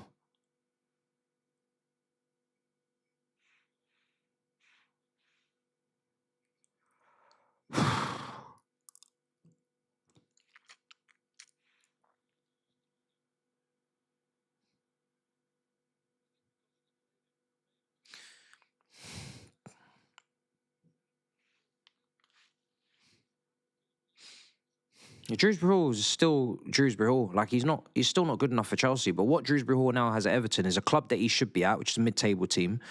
He's playing consistently, week in, week out, because that's his level, and that team is built kind of around him now, because he's part of their leadership group or part of their best group of players. But he can't start for Chelsea week in, week out. Are you mad?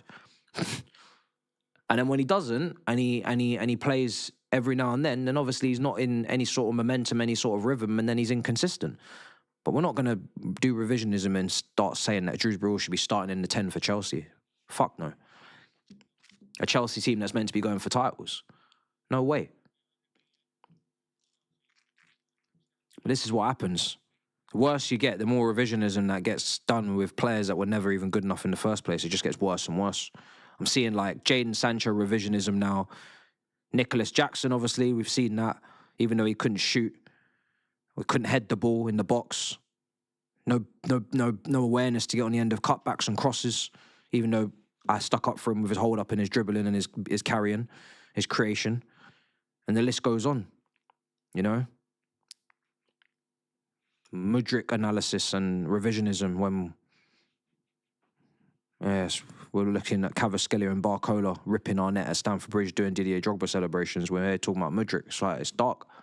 It's just dark, fam.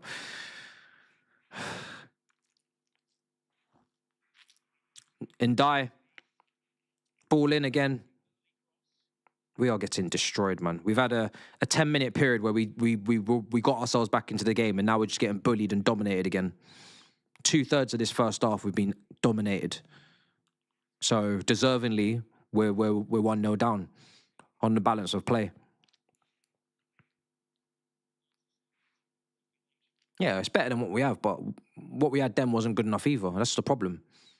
And this is the kind of logic that ends up making us sign Garnacho. I remember in the summer, and people, whether they were trolling me or not, I don't know. Oh yeah, Garnacho would be your best winger, so you got to sign him. I'm like, no, because first of all, it's probably not true. But second of all, even if it was, just coming in and being the best in the position when the position is in this darkest days since I've been watching the team it's not good enough to just be the best of a bad bunch. You need to be the level required. And if you're not, you're simply just wasting our time, because we're going to have to replace and improve you anyway. You know, and this is the problem.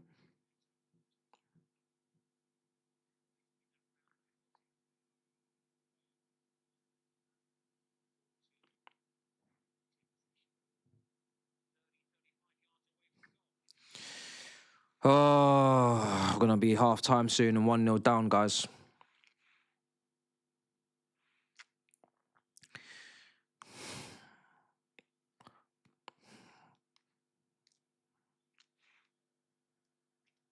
Running out of games, running out of weeks.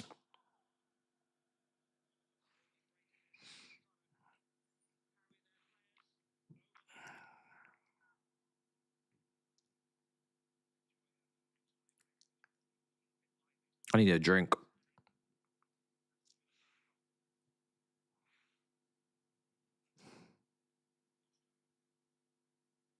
Fofana.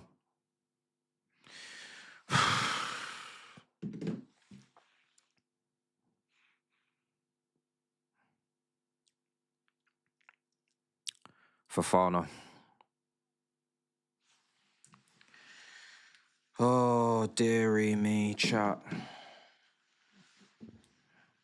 I can't wait for the international break. I need a bar in my room. I need to build a bar in here, like a proper man cave, a proper den. And I need to build a bar, and I need a darts board on the wall, and I need a foosball table. And when this team's just playing so shit like this, I should just get a clip on mic. I should get some of my mates round, and we should throw some darts, drink some beers, and just play some pool. And let the game just be background noise. Let the game be background. It doesn't need to be the focus. Doesn't need to be the epicenter of our worlds. Just let it be background noise. If something happens, we'll let you know. But for the whole, we're just here to have a good time and catch up. That's what we need to do. Get the apple juice going again like we did in the old days. Stop all this nonsense.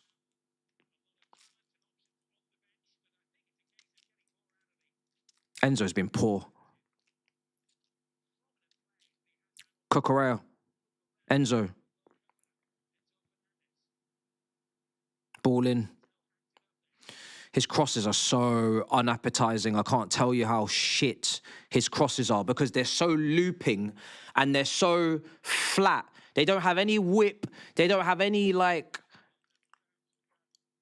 pace on them. So even if you do get on the end of these crosses from Neto, the amount of power you have to generate to even have a chance of making this goalkeeper do anything other than catch your header. And bearing in mind, we've got players that are shit at heading the ball anyway, apart from João Pedro. Didier Drogba, I think, would struggle with some of these crosses that he puts in. You're basically asking someone to do a Ronaldo level of leap and a Ronaldo level of neck muscle, generating of power, running from the edge of the box onto Neto's cross every single time to have a chance of scoring. Because that's the level of run-up you need to be able to actually make that cross into a serious goal-scoring opportunity. This guy gets under the ball and he just scoops it into the air like this, and he thinks someone wants to get on the end of that. Fuck me, man. It's crazy. And this is why I said earlier today I would sell him. I know that's surprising for some people. They'll be like, but he's been your best winger this season. I don't give a rat's behind. I don't give a bollocks if he's been our best winger. He's not good enough. I've had enough. This is a position that can make differences, change lives, unlock defenses, goals, passing, dribbling. And this is the level of, like, predictability and bland behaviour I've got to deal with. I'm fresh off watching Elise. You know what I mean? I'm fresh off watching Barcola and Cavaschillia, who can dribble and go both ways, both feet. And I'm watching this clown cross the ball, looping into the sky like this. Nah, man. You got to put some guys on this list that can actually gather some and garner some money. And if someone wants to pay 50 million, 45 million, we're going to have a conversation. We're going to have a conversation. Let me just go and put this in the bin.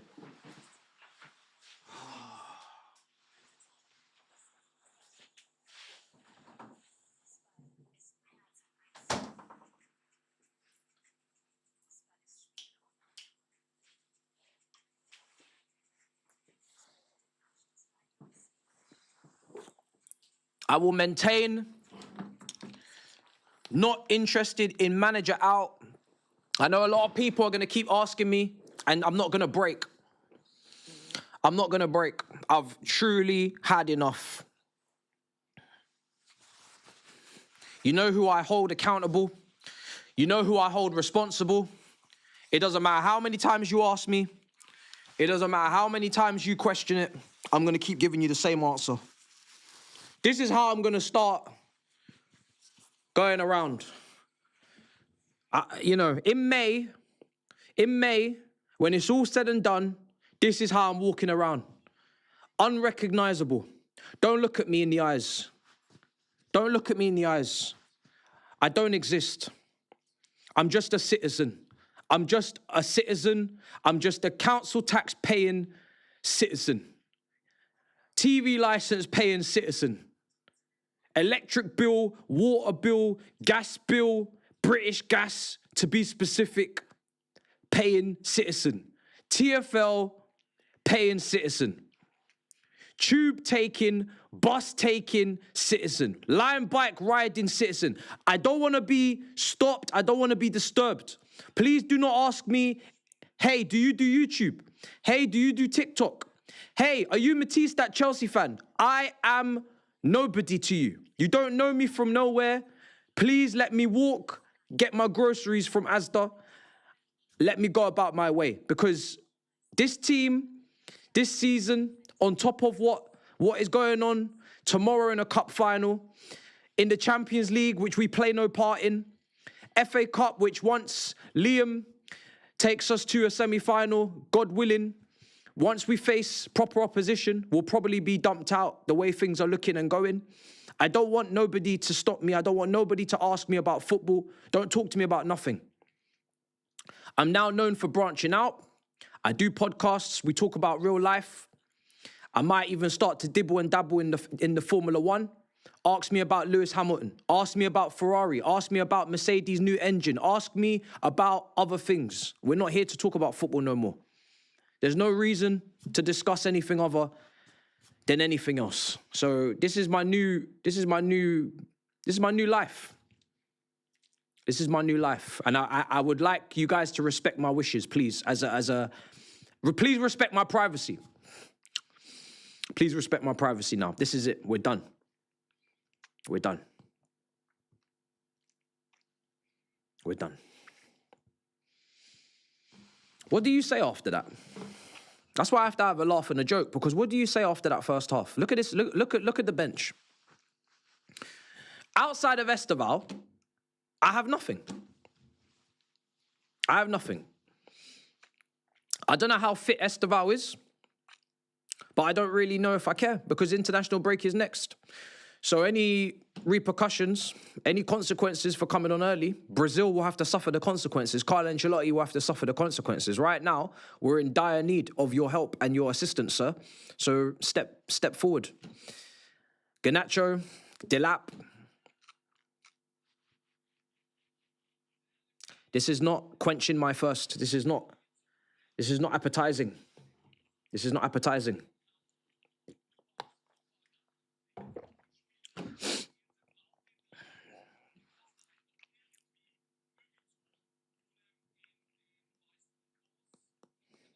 Sometimes I have thoughts. And sometimes I think, what is really stopping me from packing a bag and fucking off to Hawaii or Madagascar and telling absolutely nobody? Not Thuggery, not Turkish, not Robbie, not TalkSport, nobody. Just what's stopping me right now, even on this watch along, from getting my suitcase, packing a light bag, and just fucking off? There's nothing stopping me. Don't tell me YouTube money. No, there's nothing.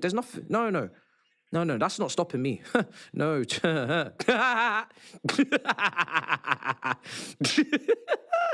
What's stopping me from just saying bye-bye? What's stopping me?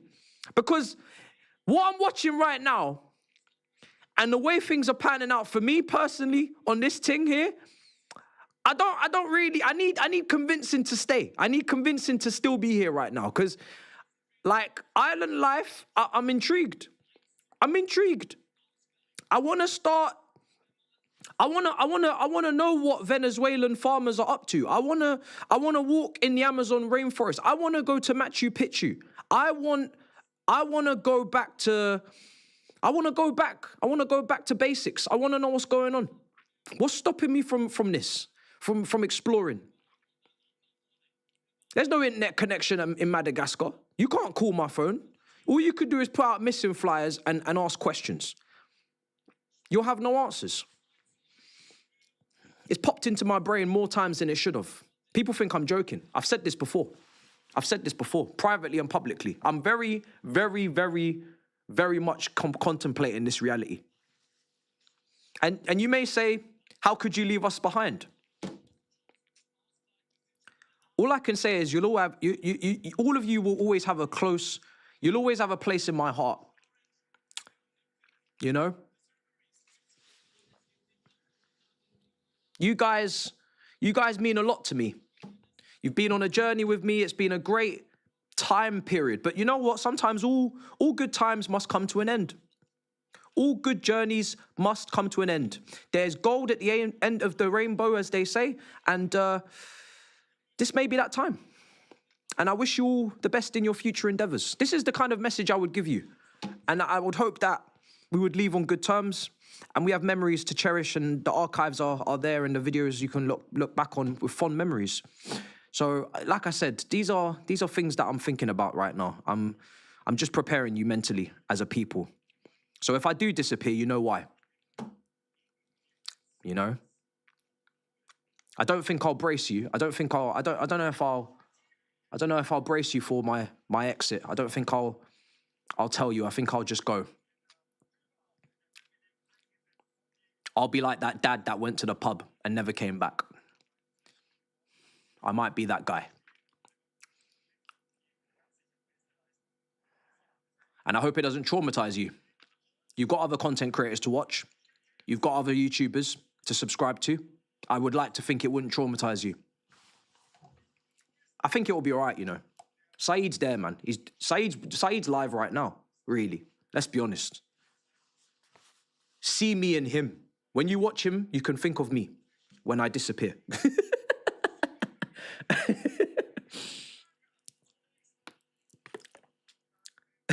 I'll recommend the best of the best to replace me in all areas. Trust me.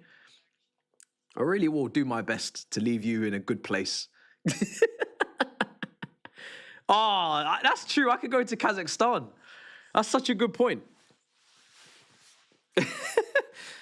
Thuggery just finds me in Kazakhstan, chilling with the apples and horses and that.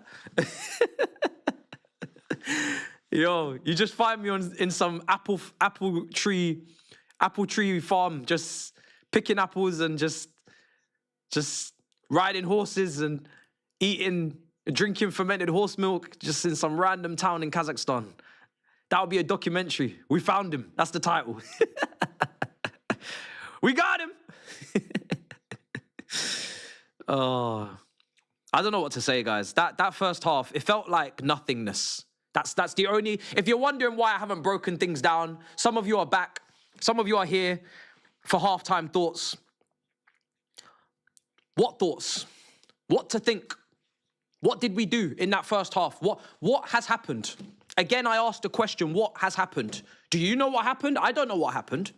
All I know is my team, outside of a 10-minute period, don't have any chemistry or cohesion, can't pass to each other, can't create, outside of one or two little flicks from Palmer. We've got looping crosses from Neto, which take 10 years to go. It's like a flight taking off and then like landing. It's so long for Neto, those crosses. They just take forever to get to their destination. It's just mad. The elevation that he gets on these crosses, it's mad. It's, you know, it's mad. What did he, you know when I used to watch Drogba cross, like you've heard interviews, strikers, they know how they want the ball to be placed for them because they are on the receiving end. I think Neto needs to be on the receiving end of his own crosses so he can start to understand what he's putting on a platter for himself. You know when, like, if you're going to cook your own food, you cook your own food, like eat your own food. Like, he's a chef cooking for his customers, but he doesn't realize his food it's not edible.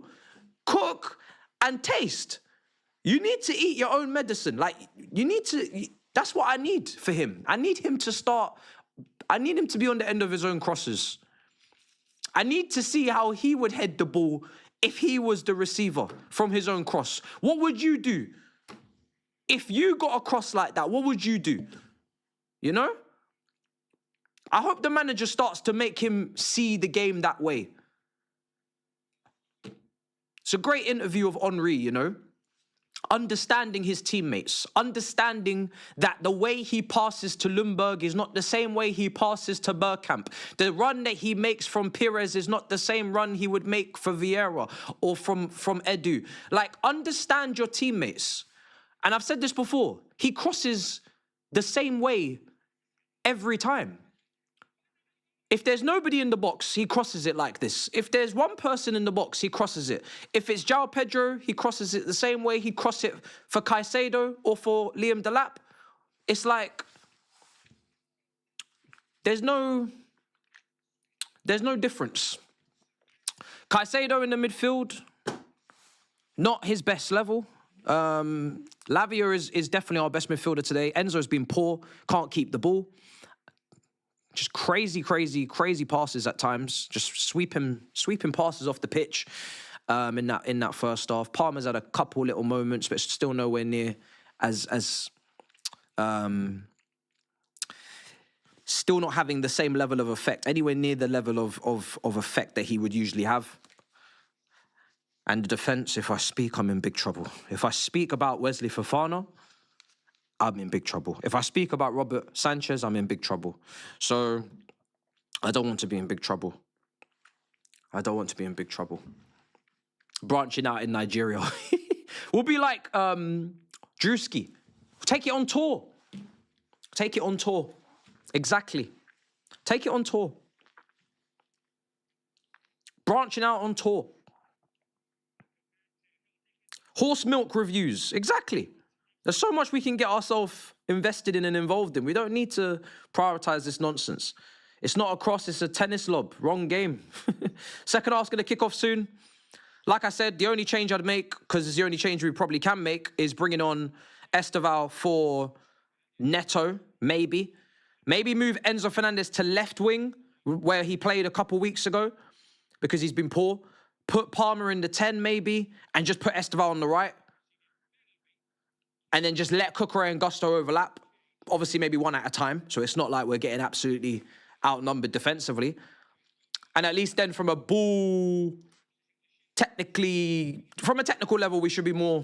I mean, we then don't have a deficit with Neto from a technical level. But yeah, I don't know. Then there's a lack of, maybe, lack of off-the-ball movement and stuff. But in this second half, with the way Everton are probably going to play, dropping that line deeper, defending their box... and their 6-yard area really competently, putting, bodies in front of the ball on the line, I think technically is the only way to go. We're not going to beat them physically. We're not going to thrive from one of Neto's crosses because they're shit. We need technically sound players now to start linking up and creating shit and really intricate pieces of play and precision. And, if you have an Enzo, Palmer, Esteval, that is as precise as we can offer with what we have available. If it's not enough, then we're just not good enough, and that's just the end of it. But, yeah... I think that's what I'm thinking of at the moment, because Neto's crosses are not going to get us anywhere. We're dealing with good penalty box defenders, and we've got someone who can't even put in good crosses anyway. So it's basically a waste of time. It's a waste of time. Second half's going to kick off. Time is going to be on screen. And, yeah. Second half. Time is going to be slightly off. Apologies.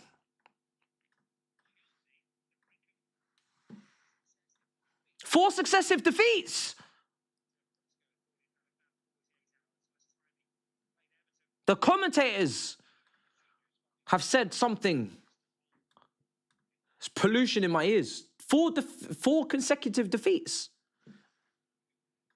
I guess it is, isn't it? Yeah. PSG twice, and Newcastle and Everton. Gusto's off, okay. And on comes Garnacho.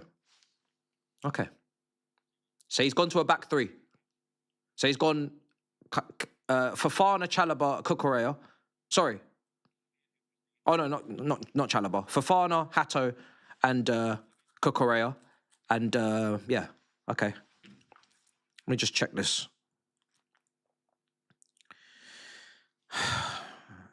Is that his only change? Yeah. Okay, he's gone to a back three and he's gone crazy. Here's Garnacho. What a cross! What a cross, Garnacho. Really good cross. Another quality cross today from our wingers. I know he's only just come on, but I really have no patience for these two. I'm really entertaining offers right now live on air. Anybody in the chat need a winger? Chat to me. Garnacho again. Like, where's the, like, one doesn't get the ball off the ground enough. If you notice Garnacho's crosses, outside of cutbacks, he's good with the cutbacks. Garnacho, when he tries to cross the ball, he never gets any height on it. No elevation. But Neto gets too much elevation. So we got one guy who crosses to the moon and the other guy that can't get the ball off the ground.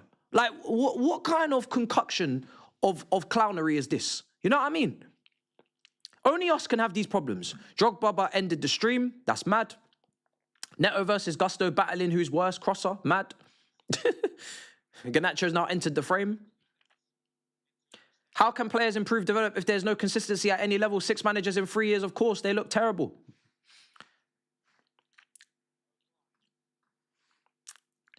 McNeil. Oh, lovely. Beto causing us problems.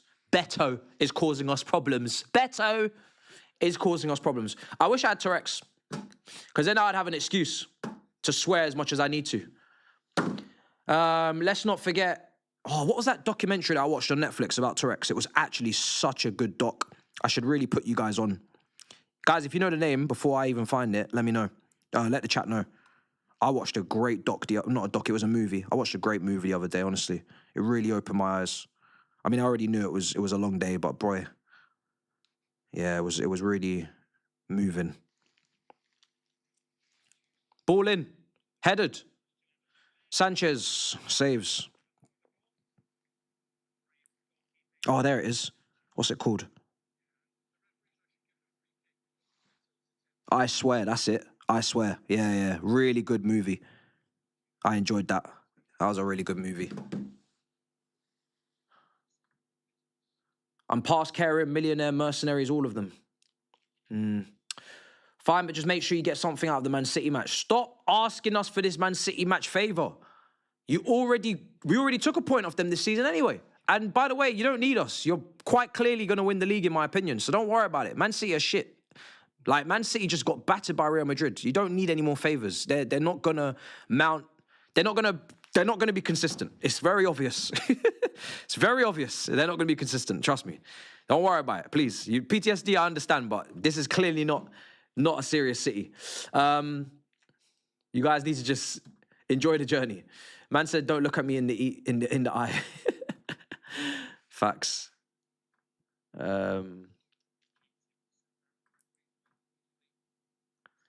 Bigger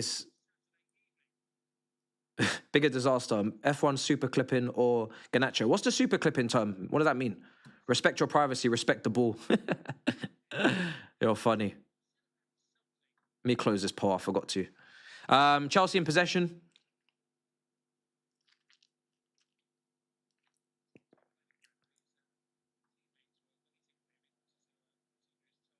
I don't know. I actually don't know why. Yeah, I swear. Yeah, sorry. I wasn't looking at the chat when I was looking for it, but yeah. Yeah, it's a really good... You liked it, yeah? It was good, innit? I thought it was... sorry, yeah, it's a movie. Yeah, it was really good, wasn't it? Yeah. I thought I Swear was really good, man. Really, really good. Fair play, like, Netflix have got some good stuff right now, man. I need to watch this Sidemen series as well, because I've seen, obviously, Expressions, isn't it? So I need to watch that. I think is it out now? I think it is. It's Inside series. So I need to watch that. I'm going to probably watch that on the plane, actually. Watch Expressions tear up that house if it's out. Here's Shrewsbury Hall. McNeil. Headed away. Lavia. Christ. It's out Monday. Oh, okay. I seen there was a premiere, so I wasn't sure if it was out the day after or what, but yeah, seems like it's... Alhan. Yeah, Alhan's on it. Yeah. And he started up his show again, isn't it? Obviously, Gasworks has come back. And then you got like who's in it? India's in it, I believe. Marlon's in it. There's a few people in it. Can't remember the other people in it. I think those are the only ones I know. Garnacho. Eddie Hall, that's it. Yeah, Eddie Hall. World's strongest man and all that. Yeah, I'm looking forward to it, man. I still remember season 1. Season 1 was crazy, man. But yeah, Ginge, Specs, Phantom. Obviously, who's the other guy? I forget his name. Casillo. It was good.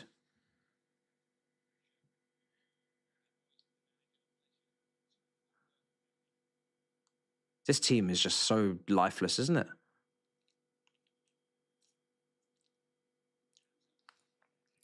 Garnacho. Spider-Man's coming out soon as well.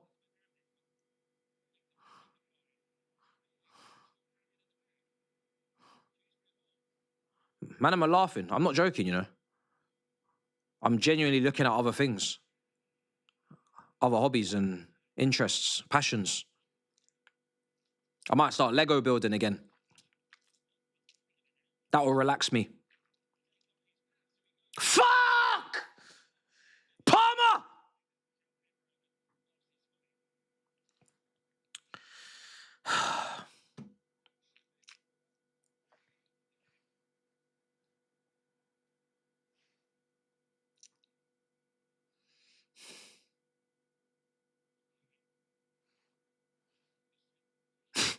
$53 minutes gone.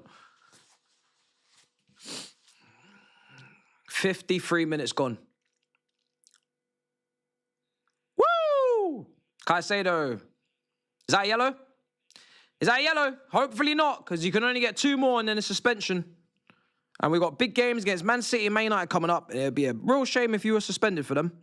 It would be a real problem.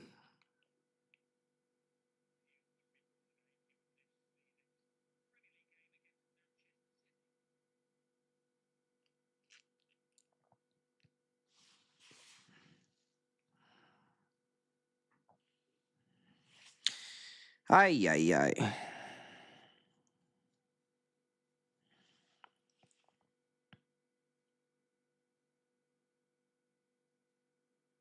Ah, shit. I think there's tea at my door, but it's probably gone cold now. I've only just noticed. 54 minutes. Ah, I'm not going to miss anything anyway. If we concede, we concede. Fucking hell. It's gone past that stage now. Who gives a shit?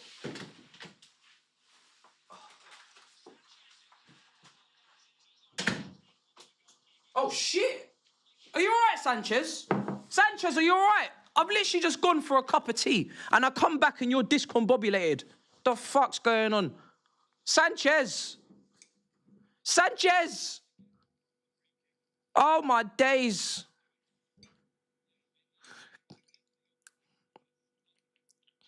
You need to be careful. We've got our first choice goalkeeper. He's injured at the moment, Jorgensen, so we can't afford our second choice keeper to get injured as well. Because he's world class.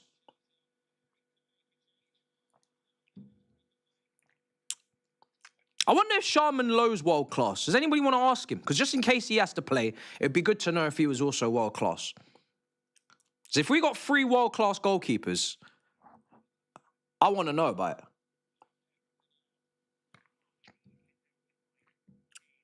Beto. Fucking hell. Beto's looking like Didier Drogba. It's hold-up play. He's gained in confidence.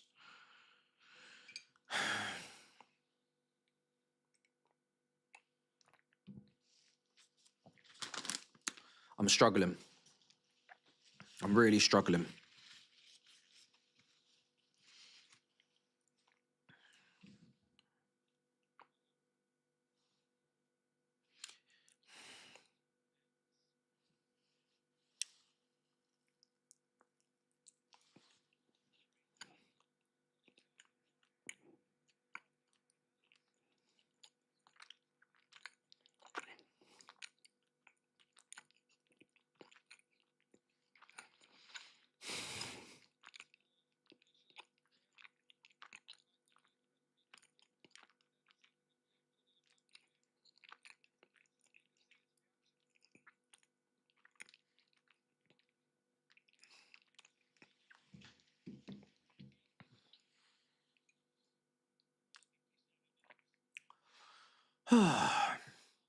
Lavia.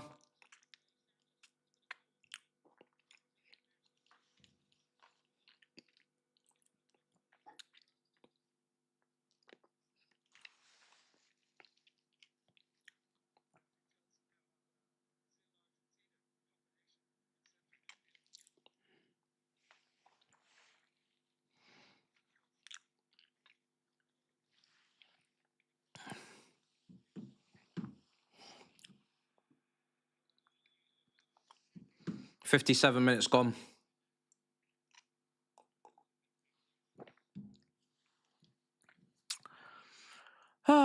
So, let me have this right, because I don't want to have it wrong. Lavia's come off for Santos, and I'm guessing that's a fitness thing. So Lavia's been managed, and I'm assuming that's the only reason, because he couldn't be based on performance. But again, at this point, I don't even know if I even care. We're getting dominated anyway. 57 minutes gone. This is dark.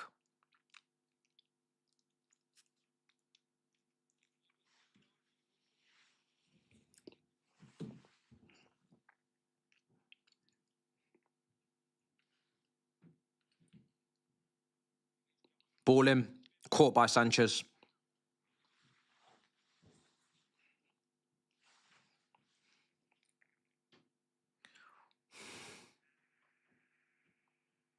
Ndai.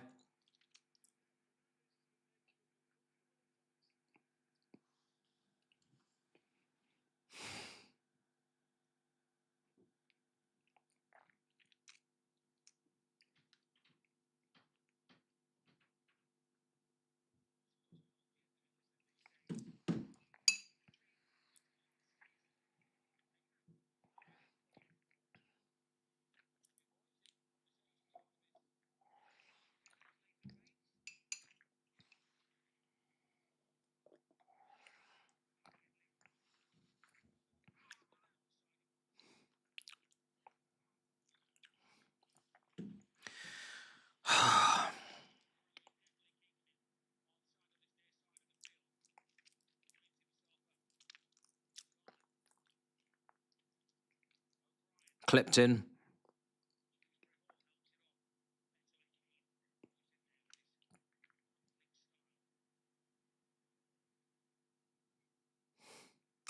Cucurella.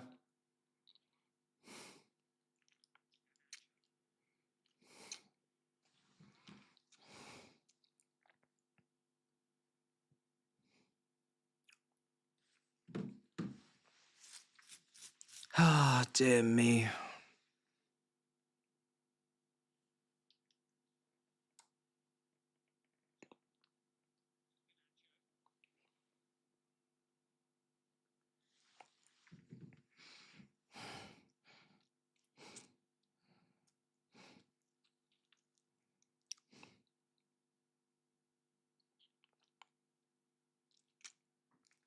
Garnacho.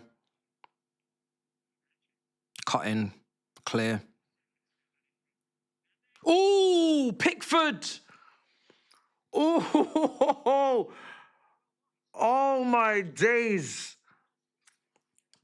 Aye, aye, aye. And it's difficult because he can't really see necessarily until the last minute as well. But he's gambled and gone for it. It's a great save. It's a great, great save. Ball in. Headed away.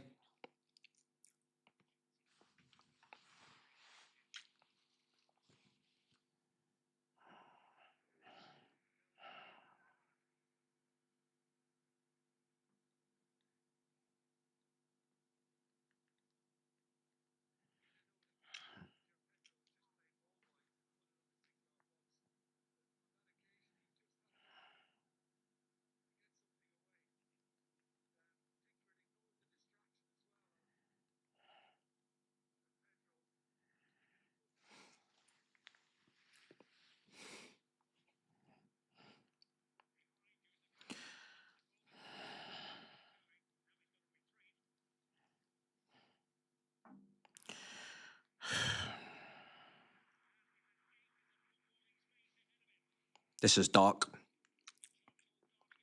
Oh. Are you fucking kidding me? What the fuck? Oh, fuck off. Oh, fuck you. How on earth? How's that gone through you? You lot are making Beto look like Drogba today. It's his second goal. Look at the confidence. Look at him shrugging like as if he owns the place. It's Beto. It's Beto. Oh, you dirty bastards. You nasty bastards. This is just end it. I'm tempted. I've got a flight to catch. Mum, love, I might just leave now, genuinely. Because what's the point? What's the point? We're not coming back. We don't have the capacity. We don't have the quality. Why not just end it all right here, right now, and get ahead of schedule, get to the airport, don't be late. What the fuck are we doing here? Look at it! Look at it! Sanchez! Cucurella, caught in transition, come across. You're not... What? Ay, ay, ay. Ay, ay, ay. Even Fofana, can you get closer to Beto for the second time in this game? You don't go fully over across to him. Ay, ay, ay, ay, ay. Ay, ay, ay. I'm very tempted to fuck off. I'm telling you, I'm tempted. Because...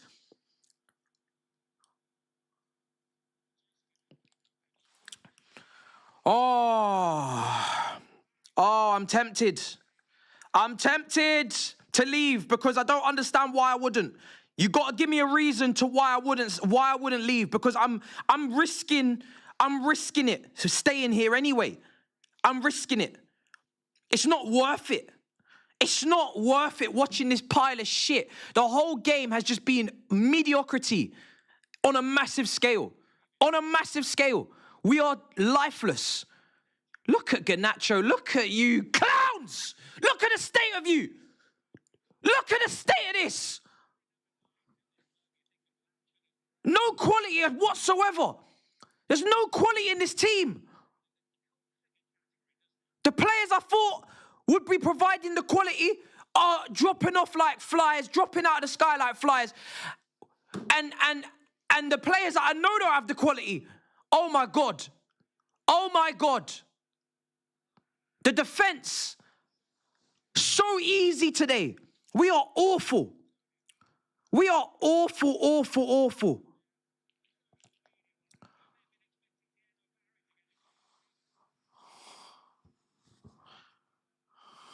Oh, God.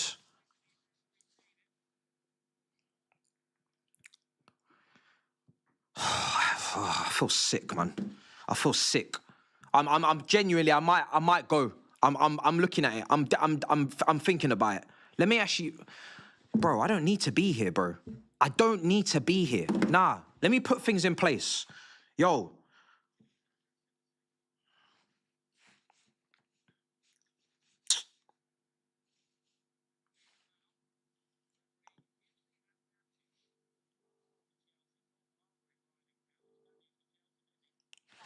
Can you zip up my suitcase, please, and just bring it downstairs? I'm not even joking. Like, it's all packed. I just got to get my charger, battery pack, and that's it. Just because I'm leaving now. Like, I need to catch this flight. I don't want to be late. I'll just go.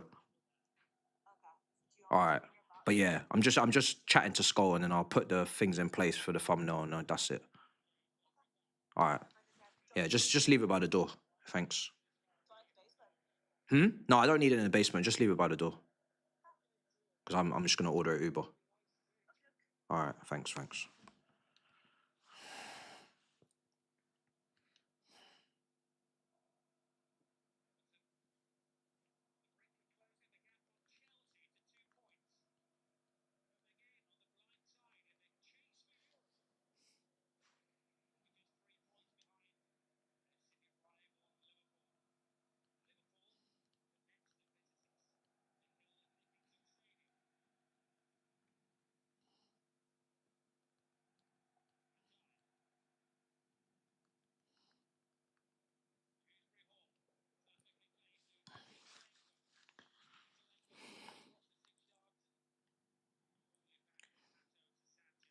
What the fuck is Meta AI doing messaging me?